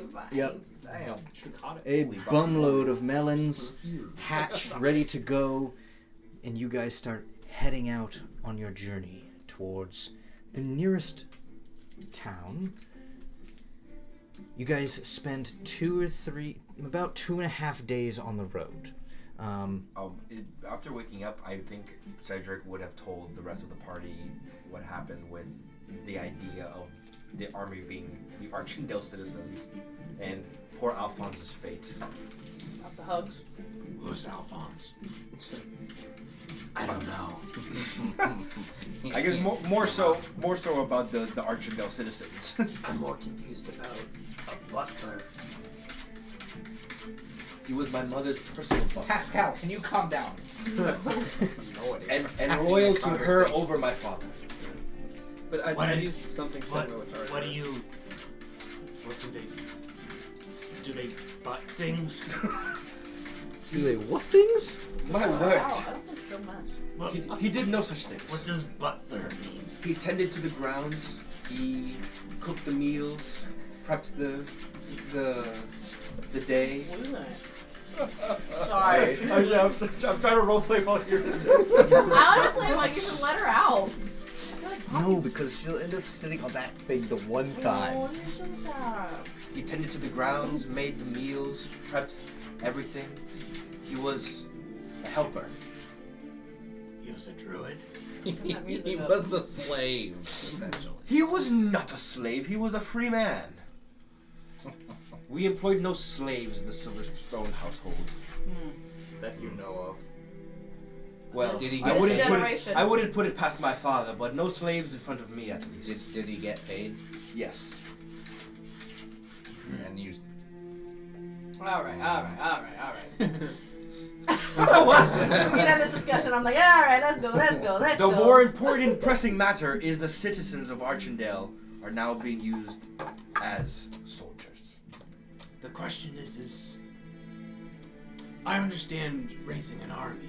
It seems... This seems like a particularly long-term way to do it. It's discreet. Who would question a plague? Well, actually, a lot of people in Agaros question the plague. In Agaros, in the Dale lands, people fled from Archendale. People stayed away. People heard of the flu. People heard of the plague, Ooh. and they chose not to even approach Archendale. Archendale was all but isolated from the other city-states. It was a And that's perfect why. way to hide it. Isolated to make its plots. Exactly. The perfect way to hide is in plain sight. Not just that, but all the prying eyes that remain. Well, they become... Can I make a history check or an insight check or something to remember the rich people at the port that we left the Dale lands from? Remember them. Remember just the fact that they were a big congregation of very rich people all leaving at once. Yeah, give me insight or history. Can I guide that? Yeah. Hell yeah. I got a 9. Wait, Oh my history? I got a 14. God, girl. A 14. 14. On a 14, yep. Port Vischer, like... I mean, you created Bound Publishing, the rich people were all there, right? You had your sort of way with them. They're... Oh, not Port Vischer. I meant the other port, like Session The 0. port we all got on the ship. Selgon. Selgon, thank you. So what about Selgon then? All the rich people leaving. Okay. You do remember, like, when you guys came over, you had kind of two options. It was either get on this boat with this questionable-looking halfling dude named Inago Bunt, who was honestly kind of like piratey, or they were also shipping, and they had basically a business going on between this really nice ship that was just ferrying away the rich folk who could afford it towards Port Vischer. This meaning kind of like the rich folk that were in Selgon. Selgon, yes, is fairly wealthy already. They follow their main deity there is like Joaquin, the gold god essentially, or like the god of wealth, and it makes you question, like, were the people that were in high status in Archendale like warned or whatnot before this whole thing was going about, and that's why Port Vischer is so freaking shitty and full of rich folk who don't care about anyone else because they were already told about this in advance and basically shipped out to Agaros by the swords. And that's why the rich folk paid off the Ilmatari church to not help the poor and the needy. It's all coming together. As Cedric remembers this, he'll basically explain that to the party and how I would not put it past my father and the swords to use the rich and the wealthy, give them information in exchange for being paid off and funding this whole escapade, to pay a blind eye to the poor, and in return, they were not made soldiers in his army. You remember the ships in Selgaunt? Think of all the rich folk leaving the Dale lands.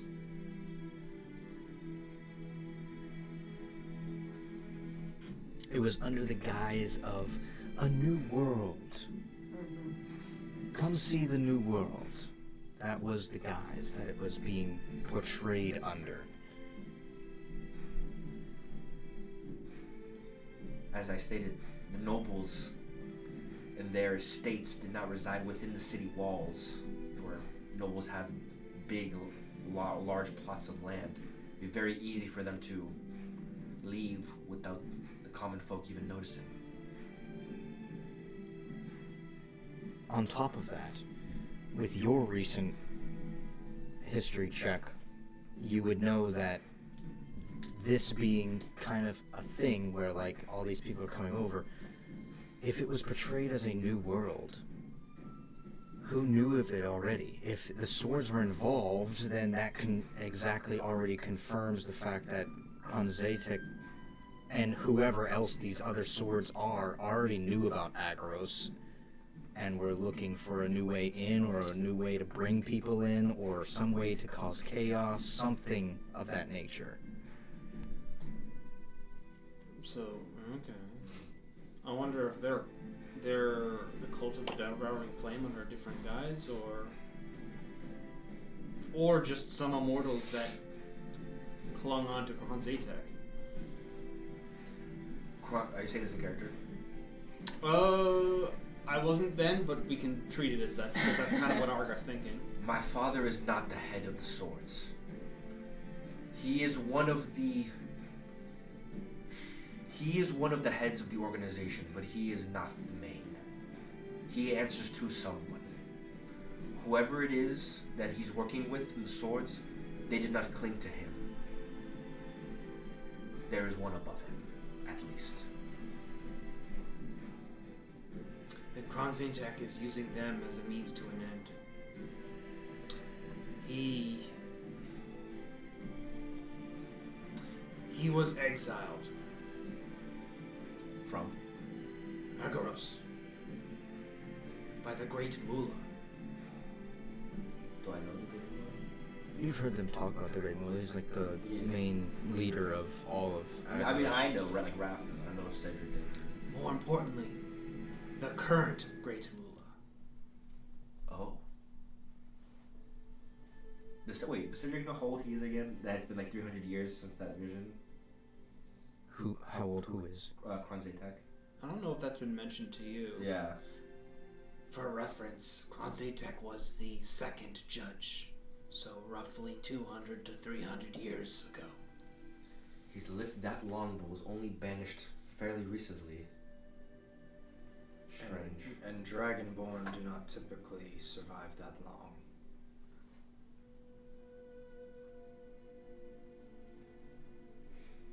I hate to use the word fascinating with that monster, but he surprises me even now. As you guys are continuing along your journey for 2.5 days,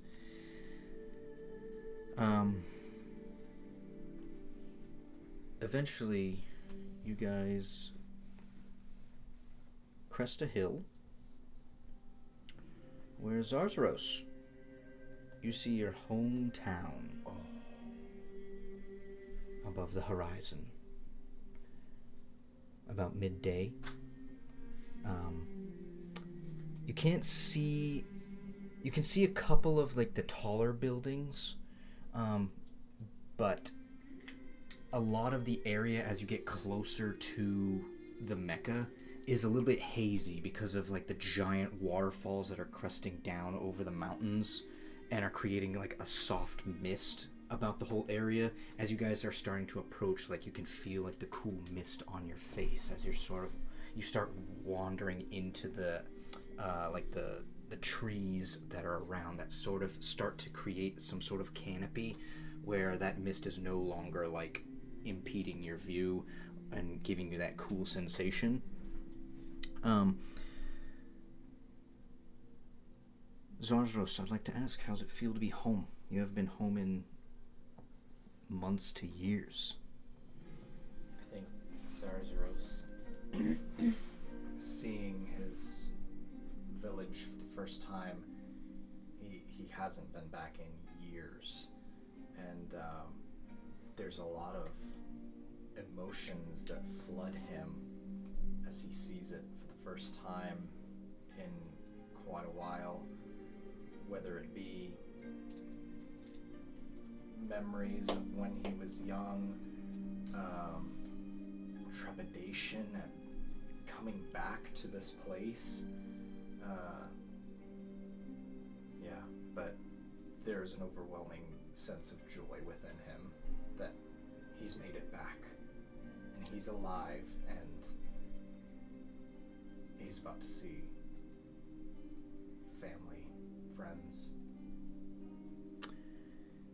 As you're walking through kind of like the opening, almost there's kind of like a visible like location where you guys can see there's a natural path that starts to course its way through these kind of dense foliage and things.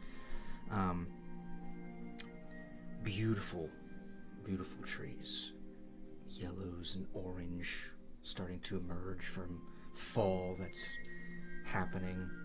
Are there any cool plants around? Yep. Nature check or survival. Guidance. And can I use the help action from my familiar? Yep. Oh. Ooh. What'd you get? I got. I'll do a nature check. So that is. I got a 32. Woo, baby. Wait. 31. Sorry. 31. Yeah, 9 is 27 plus 4. Yeah, it's 31.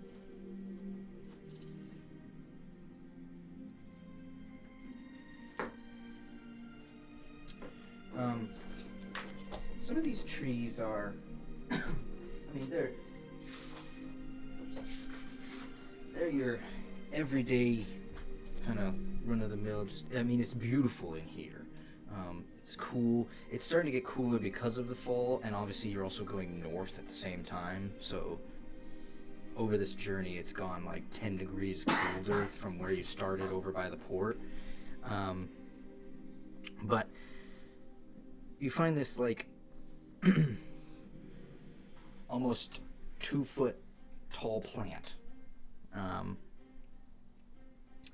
And on it you find kind of like this, it's not the plant itself that's special, but it has these small flower capsules, almost like tulips, as you sort of start peeling like the reddish color away. You give it a good smell and grab some, taste it real quick, and it's got almost like an almond flavor to it, but the nature of it, you immediately feel kind of more as you sort of like take a taste of this almond flavored like pollen, essentially this dust. Your eyes widen, your pupils go dilated, and you have like You have a bonus to your insight checks for a minute. Oh. And on a 31, Is it permanent? Take an Adderall. Yeah. Well, when he said almond, I was like, Man. did I just take cyanide? Like, am I about to die? Right, almond flavor, yeah. Yeah. You're the next. you can take 8 of those for now. 8? I rolled Okay. 8, yeah. You got some speed. I rolled 2 d6s and rolled a 2 and a 6. Okay. Hell yeah. I don't know. I can't read. No. This doesn't apply to me because I can't read. Alright, so it grants me a +1 bonus to wisdom insight checks for a minute. And I can eat as much as I want with no side effects. Yep. Well, that are known. That are known. That That smile. right there is like, That's smart. damn, I can. Bosco's dead, so I can't. I feed can. Oh, him. you were gonna use test him? Yes. I mean, to be fair, Bosco would be like, Above yeah, give me table, I need this. to keep Cedric away from you. He did it for Bo Dink. Yeah.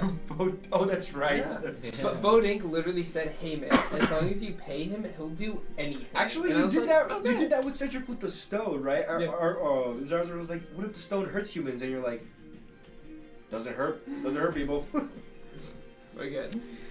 As you guys are passing in with your large wagon and you see the beautiful foliage all around, it's obviously providing good coverage of like the sky above you, and you can see now that there's like more of like a mossy cobblestone street that's starting to like layer its way into the natural path, until it eventually becomes just straight up mossy cobblestone that reaches out.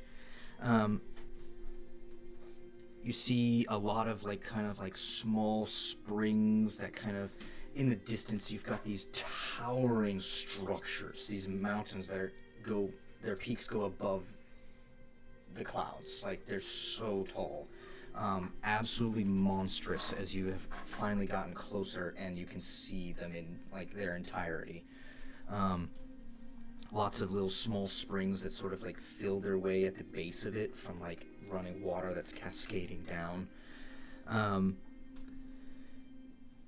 You can also see kind of like just large family style homes, plenty of space, more space than you guys are used to in the Vashlands. Everything's kind of like close knit and stuff like that. It would seem more like your style houses. Like they're kind of large, but they're not gaudy. They're functional. Whatever do you mean by this? Like most of this land is a lot of farmland, so most of the house is actually like there's the living space, but then the other half is just straight up storage. Do we see people? Yeah. You see number of like dragonborns and lizard folk, couple of chameleons and things that are walking around in this space.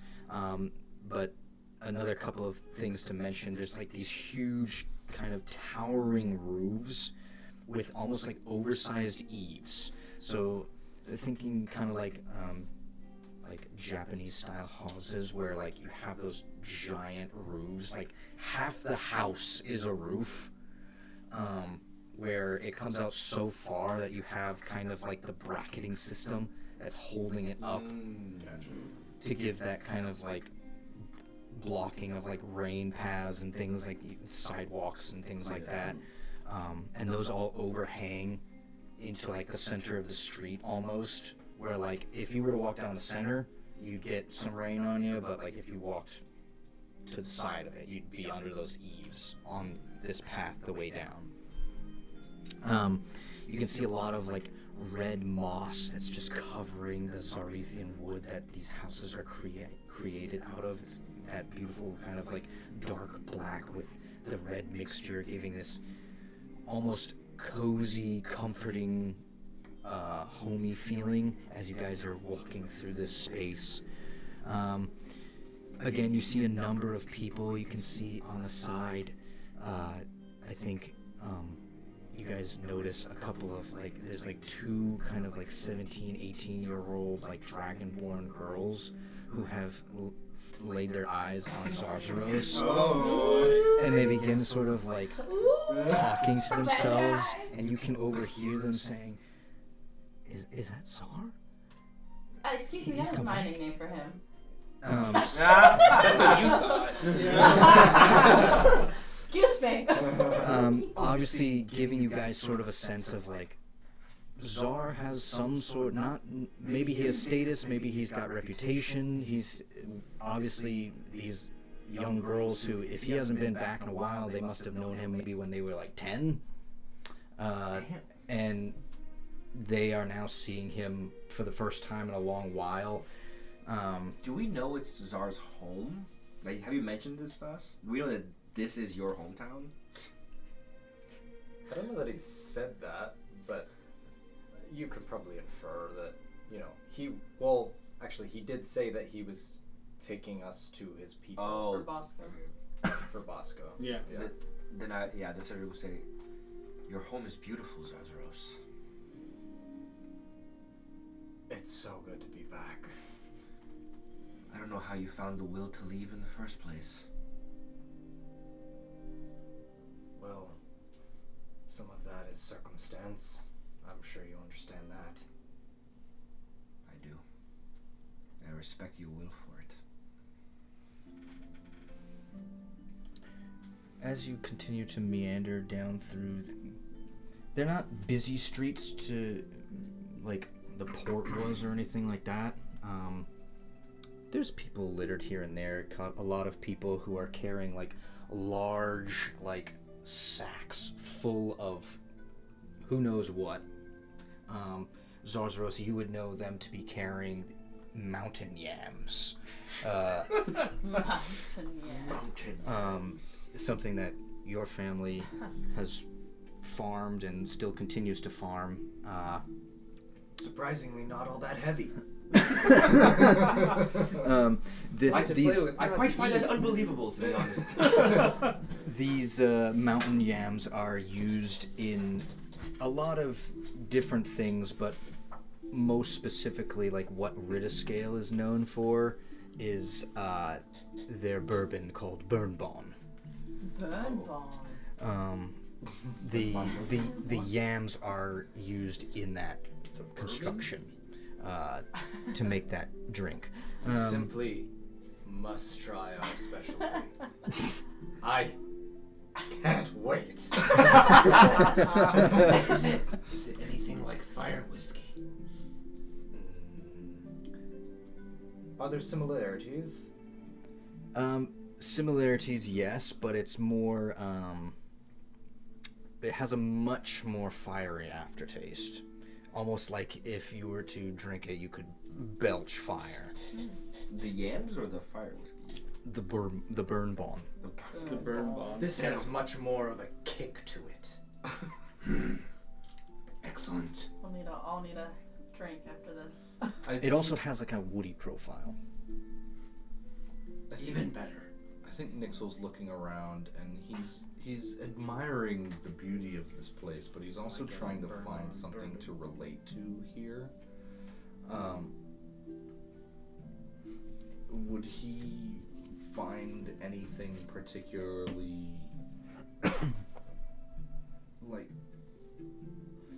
I guess, would he notice anything out of place here?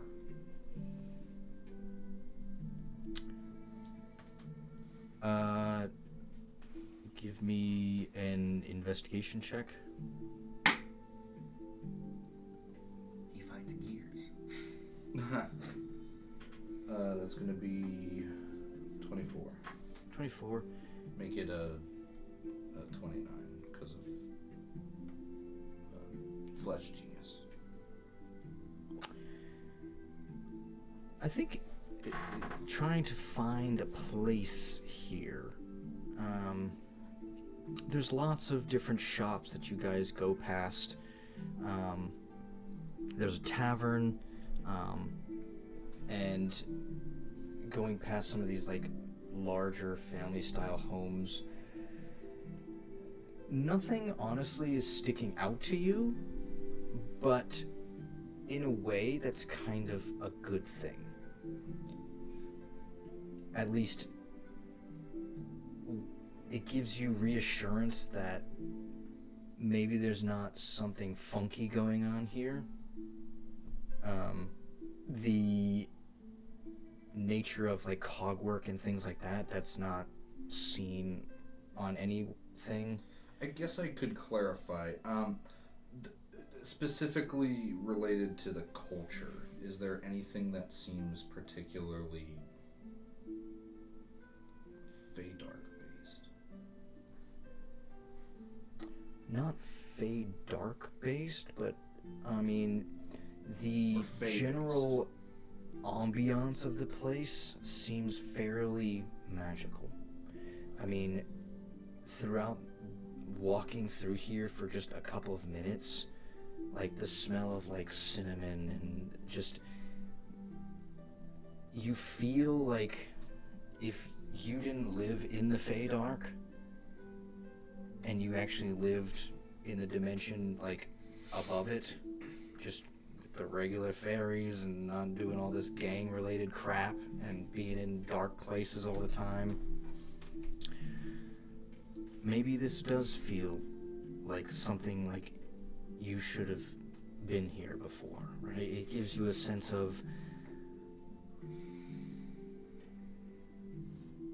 fairies, I feel like, would be welcome in this space. They may not be able to carry mountain yams, but perhaps something in the trees could offer something to farm or So I'm things getting like that the nature. feeling that perhaps fairies have been here before. Fairies have definitely passed through. Yeah.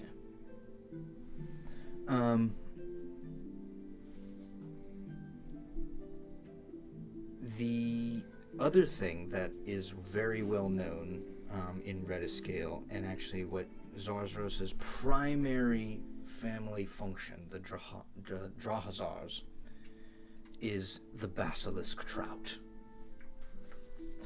That sounds cool. Sounds big. Very they're like like the teeth of them are like piranha teeth, but they're freshwater, so they can be kind of like harvested in a way, bred, killed, and that's just what your family ends up doing a lot of the time is. But at this point in time, obviously your father used to take care of that, but since has been killed, and your mother has sort of like hired hands to do that, as she is actually a sushi chef in the tavern nearby that is called the Scaled Stopper.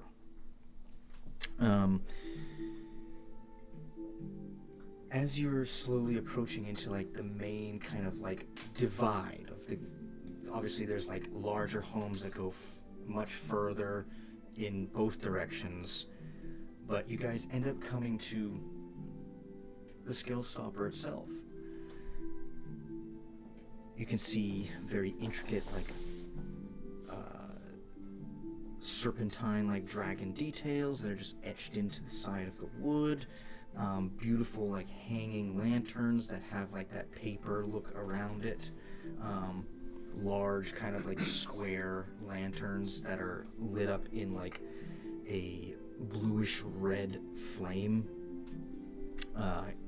giving it kind of like an almost like otherworldly glow in a way. And Zarzros, as you approach, I think you see her before she sees you.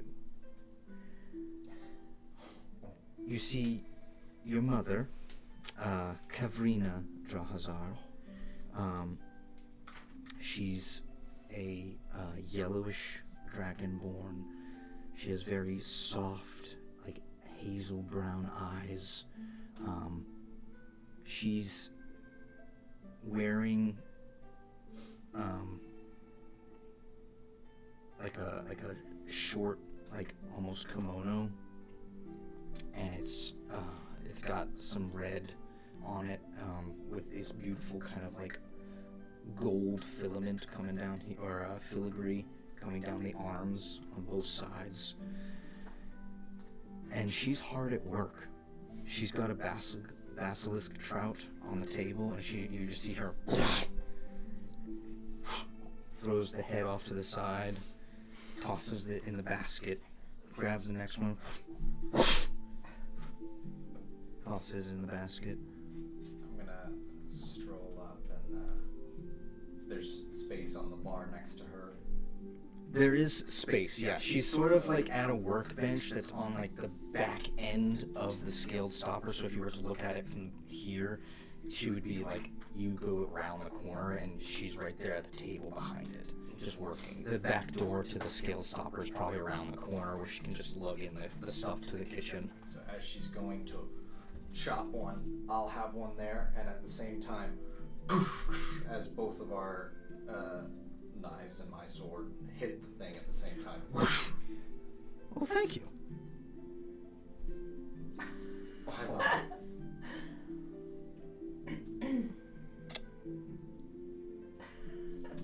Is it you? Yes. Who else would it be? You're back. I've brought quite a few friends. You've been gone so long. I know. Who are your friends? We're all in the back, Smalley crew, like. As I just turn and look Argar's around. hunched over. To do a little. There's literally how many of us now because of the freaking With the NPCs There's too. like so many. 9. I've Grab one of made the heads. quite a few. Well, oh my god. I can't believe you're back. I'm Kavrina, Drahazar, Zarzaros's mother. It's a pleasure to meet you all. The pleasure is ours, Mrs. Drazar. Wow, I'm very caught off guard. This is... wow. Please, are you all hungry? I can make some food? Have a drink? You won't regret it. So Cedric, Hop the up. moment he's seen that this is a sushi place, his eyes have lit up. Oh my god. Because Archendale is one, landlocked, but he's had sushi before because he's a pompous rich boy and he's had these. Because your butler went out and got it for Exactly. you. It is. Cedric has tasted sushi before because it's been imported wherever it's from, and so he sees that your mother's a sushi chef, and he is trying. He's keeping his cool. He's trying to be respectful, but he is all up, just waiting for that invitation. Like, yes, ma'am, and he will sit down, waiting for it. He hasn't had sushi in a while. Before you get there, Like, Damn. your friend Bosco is still on your dragon. Oh. Yeah. As she starts to turn, pack up her things, and take him into the kitchen.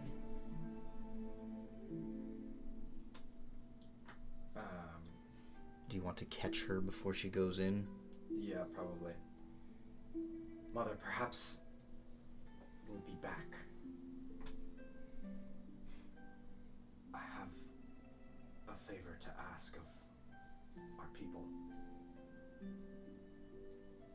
Who people? Our people? Are you... Would I know the name specifically? Oh yeah, you would know that they're called Fire Cresters. Okay. I'm in need of assistance from the Fire Cresters. Why? Well, about 2.5 days ago, we unfortunately lost a friend. She immediately gives you a big hug. Oh. Bugs. It's all about I'm... a double hug. You're waiting for an invitation for a hug. I see you. I see you. No, I don't actually do that. I'm sorry to hear that. Is he with you all? I didn't see him when you guys came in. I was just taken back. I'm sorry. Thamariel, as I call Thamariel over. Oh. Thamariel bows She better bow.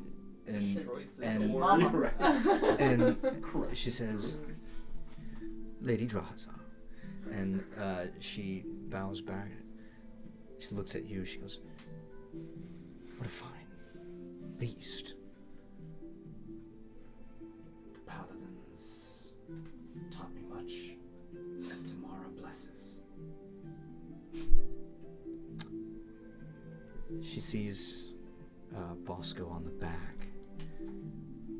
His name was Bosco. Bosco Barrelbum. Sorry, I forgot. I forgot his last name. Oh my goodness! You had to say the full name. I did. Yeah. We got Mrs. Barrelbum with us too. Oh yeah. And Oh yeah, we do. We never really explained to her that, like, hey, we're gonna go cremate your husband now. Oh yeah. We'll get there. She got the idea. She got the picture. and you need to see the Firecresters. Do you think they would accept it? He's not a dragonborn, dragonkind of any. If he's a friend of Uzar, I don't think they would have any problem. Who do you think it would be best to talk to? Well, it's been some time. The current members doing it are Veron and Clary. Do they have like a building, or is it just that I would need to find these people wherever they reside? I can take you to them if you'd like. I don't want to disturb your work. That's fine. They're drunk inside. There's a celebrity in town. A celebrity? Yeah. You should probably keep that under wraps. But who is it? The team. I know who it is. Marin Green. Marin Green. Would I know Marin Green? Marin Green is a well-known dragonborn DJ.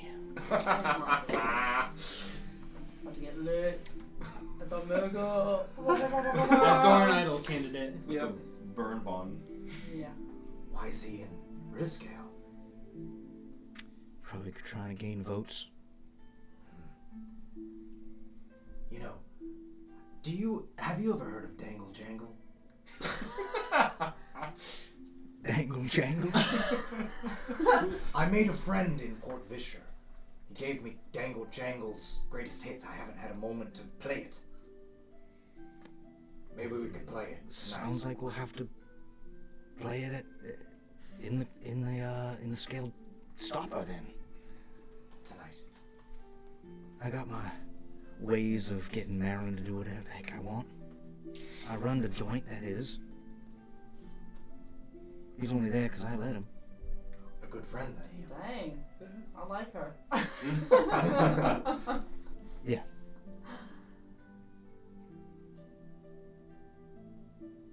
Well, Do you need me to show you the way to the Firecresters? I would greatly appreciate it, Mother. While we're still in the restaurant, are there any, like, So you guys haven't actually made your way into the restaurant yet. oh. He caught her before she went inside. Basically, she got her basket and was starting to go into the back way when he stopped her. Okay. So I'm just chilling outside. Yeah. Damn. Yeah. Never mind. I wanted to swipe some food. But never mind. So we're walking away. Could I actually? Where are the fish? You heads? don't Yeah. Really fish heads. It's kind of in Yeah. my head. I was like, wait a minute. You don't have to go along. He can definitely take care of this himself if you guys want to go into the tavern. Then No. I think he would probably suggest, if you all want to stay and enjoy the stopper, please do. My mother and I will take care of this business to get You don't have to tell me twice. Firecresters prepared. Damn, I rolled so low when I was trying to remember the stupid burial rituals and stuff like that. Turning to Zozaros's mother, how long do you think it will take before the pyre is built? Oh, they could probably have it ready by the end of the day. It's big, but it doesn't take too long to assemble if my notes on it are accurate. I just wanted to prepare a few things. But let's eat. I'm hungry. Also looking at Zarmon, I'll go, Lady Drahazir, no, I am elated to try your cooking. While this may be common food for you, it is a delicacy where I come from. Hard to come by, and I have missed its taste. And the restaurant. I look forward to getting to know you better. Oh, as do I. As we begin walking, my mother and I'm just along the way asking, well, how are the workers? Are they doing their job well? Yeah, I mean, business as usual. I mean, you know, it's a lot of work. I mean, Always was. I still wish your father was around to help out, but I've moved on.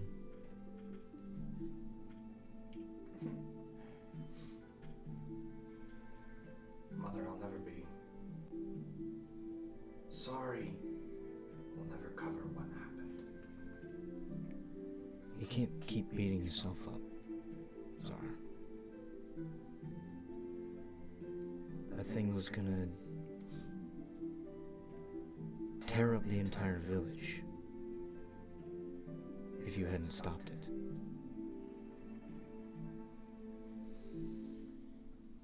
Not before it got a good chunk of me, right?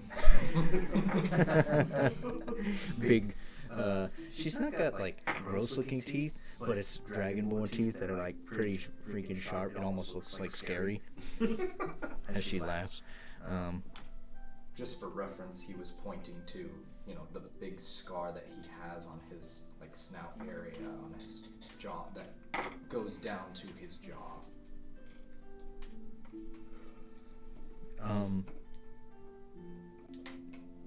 You guys carry on a couple paths down the road and eventually reach a house a little bit smaller than the rest, but you can smell like fine smells coming from inside, like things like frankincense and stuff like that, incense type smells. And as she knocks on the door, yes, come in, it's open. She grabs open the door, and inside you see two dragonborns. One's male, one's female. Varen is the male, Clary is the female, and they look like brother and sister.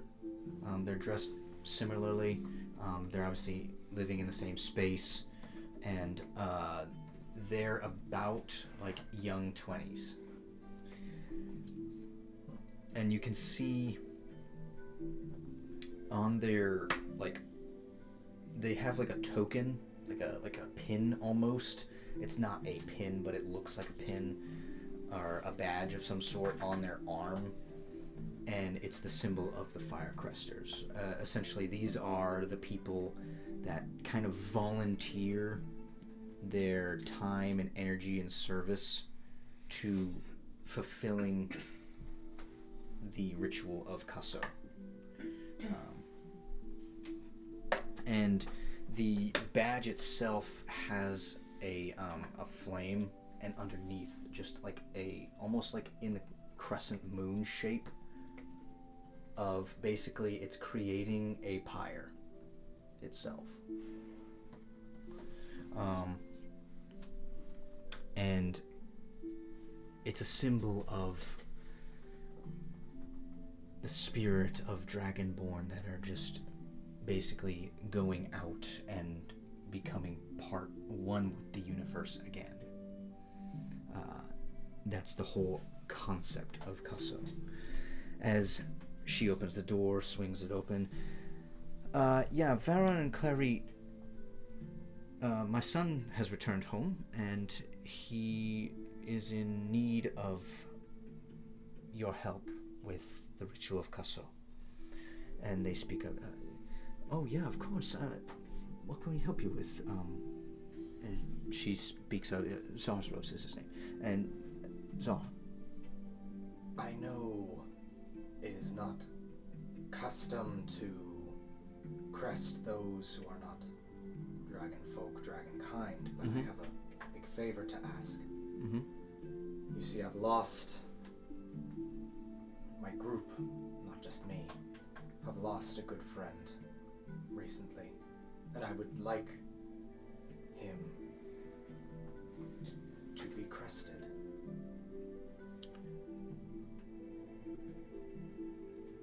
And you knew him quite well? Yes, we all did. She looks, or they both look to Kavrina, your mother. She gives them a nod. And they look back at you.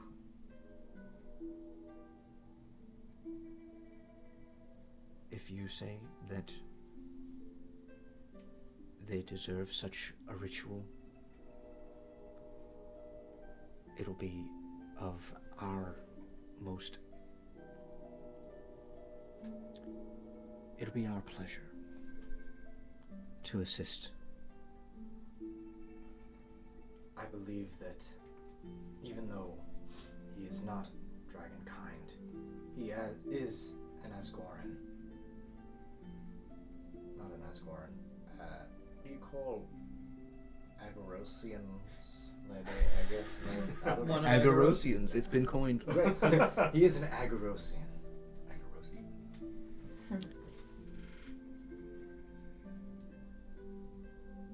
They nod. And they proceed to ask you where he is. As I turn, my Drake carries his body. Themorial pokes her head in, bows, they bow back, and eventually she takes her head out, sort of turns around, and they can see Bosco's lifeless form on the back of their dragon. And they say, we can have him ready for the service this evening, if you would like. I would like to help prepare it, if I may. If you would like, that's 100% fine with us. You would know that the place for Kaso is actually very close to your home, as you are on your kind of like plantation in a way is on the outskirts, closest to where the springs are, near the base of the Talon Mountains, because obviously you're farming kind of like basilisk trout. That's your whole shtick. And slightly beyond that, there's a beautiful, almost quartzite. It's a quartzite staircase, like whitish gray, almost polished quartzite. It's not rough at all. That ascends kind of like almost in a crescent motion up to a large, it's about 50 feet up in the air, and there's a large rectangle of like tons of Zarethian wood that's been put on top.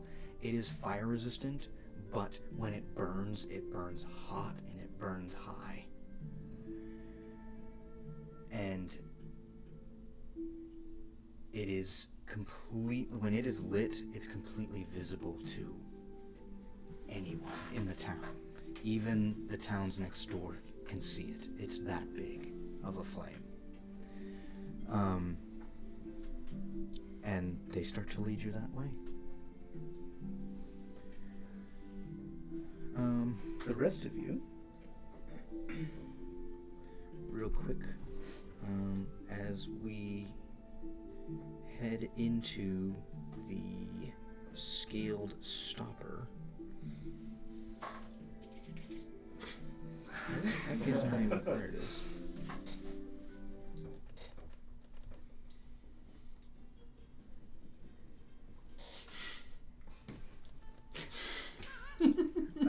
You start heading into the scaled stopper for a drink and some food. And over in a corner, you've got this green dragonborn bard with an oak white vest on. He's got a very slender frame and these velvet blue pants. He's carrying a lute. Like, it looks like a lute. It's a little bit more modified than a lute. And around him, he's got 2 laversite crystals on turntables. And you can see him just like move a couple things and go back into his playing.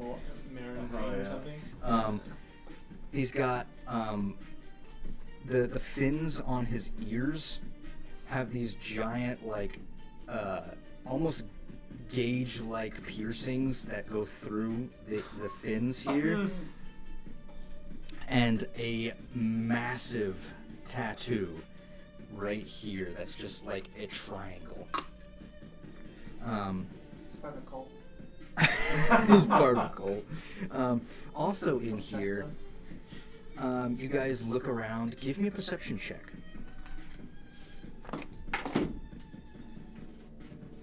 8.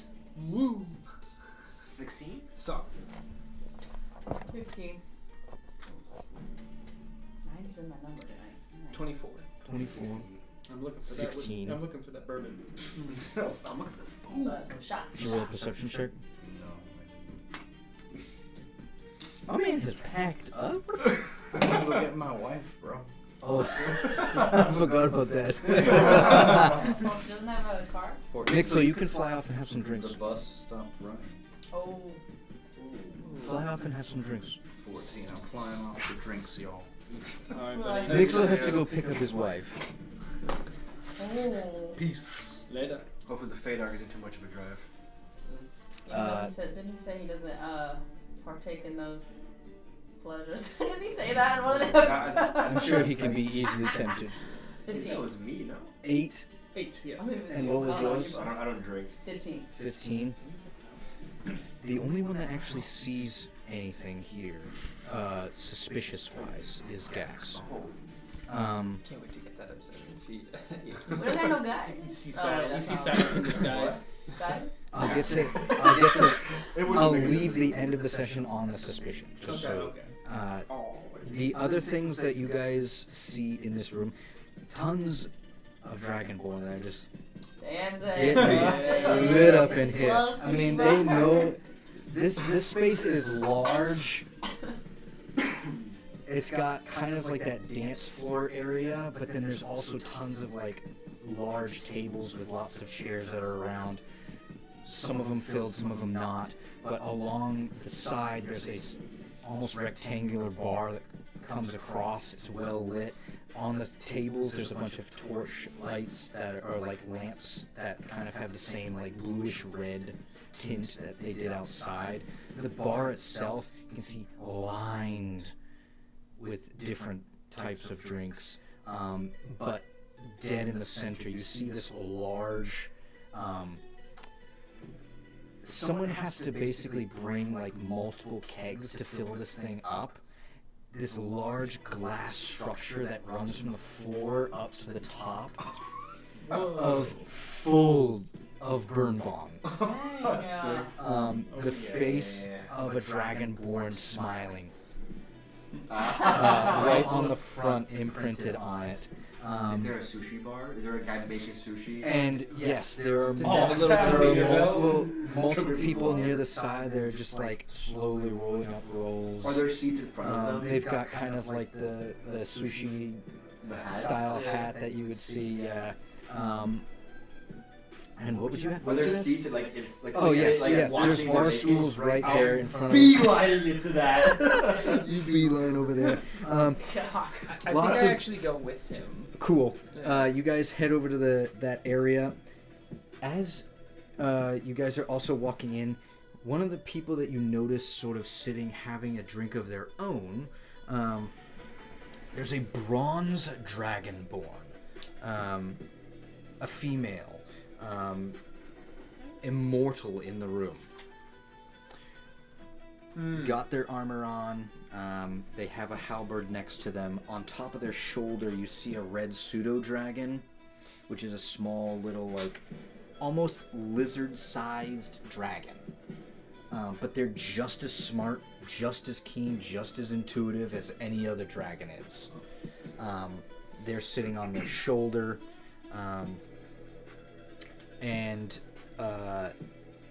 Actually, you're not in the room, so you won't know who they are. Sorry. As well as that happening, as you are heading over to the bar, you see a kobold. A little blue kobold with gnarly-looking fangs, broken teeth here and there. He's got just like he's got some like white pants on, and you can see hanging on the pants is like a pretty sizable bit of coin. And on the other side, he's got another pouch with you don't know what's in there, but on a 24. This brother is looking a little suspicious as his little beady eyes are darting around the room, and you can see as you're walking over to your spot and you sit down, you keep an eye on him, trying to focus because the sushi's right in front of you, and you're hungry. You see him out of the corner of your eye sort of like go over into like a dark corner, pull that other pouch off, and you see another person walk by, and then the pouch is gone. So, how far away would you say that this is happening from me? The room is pretty large. I'm going to say that he's probably in a darkened corner about 45 feet away. 45 feet away? Especially after what just happened and how heightened we all are. Seeing that weird transaction go down, I'm gonna cast Hold Person on the kobold. Hold Person on the kobold? Yeah. Oh. Cedric has already started. What's the save? 15. And it's Wisdom. He rolled a 7. I'm like about You- to drink you- a bourbon. You I know what I'm saying. My mouth's already Like this. full. You see that happen, the pouch goes missing, bam, Hold Person, and that's where we're in go session for this evening. Oh. Exciting. Ooh. Next session we'll have sushi. For See, eight. everybody has started their side businesses, and this was going to be where Gax was going to start his. Side business? Yeah, I mean, you have your little book club. You started a fight ring. Zara has a family restaurant apparently. Oh yeah. Cedric's got the pig out in this family restaurant. I hope you know that. And the funny part is too, I was actually gonna help your family business, but just for my own shits and giggles. If Gax was to compare like this piranha-esque fish to the fish that the lizard folk have during their celebrations, would it be on par or no? Different fish. What you were eating, what Or I guess like luxury-based wise, like extravagant. yeah. is the basilisk trout like as luxury food as the rayak? Are you guys? Yeah, I guess. It's rayak is luxury because it's something that you don't have access to. Yeah. Well, this fish we do. This fish you do, like it has been transported back and forth between Vesh Okay. and Never mind. It a Yeah. lot. Never mind. It sounds like a difference between like the food Well, we have it's versus normal like, for you, but like I said, cuisine. Cedric has Yeah, I was eaten gonna say it before, but it's caviar versus rarely. So like it's like, farmed oh my fish. god, Yeah. yes, Farmed fish. sushi. with that, stay wicked, everybody. Oh, Thanks we're for still watching. going. We're still going. Yeah. And we'll see you next time. Bye-bye. Bye-bye. Bye.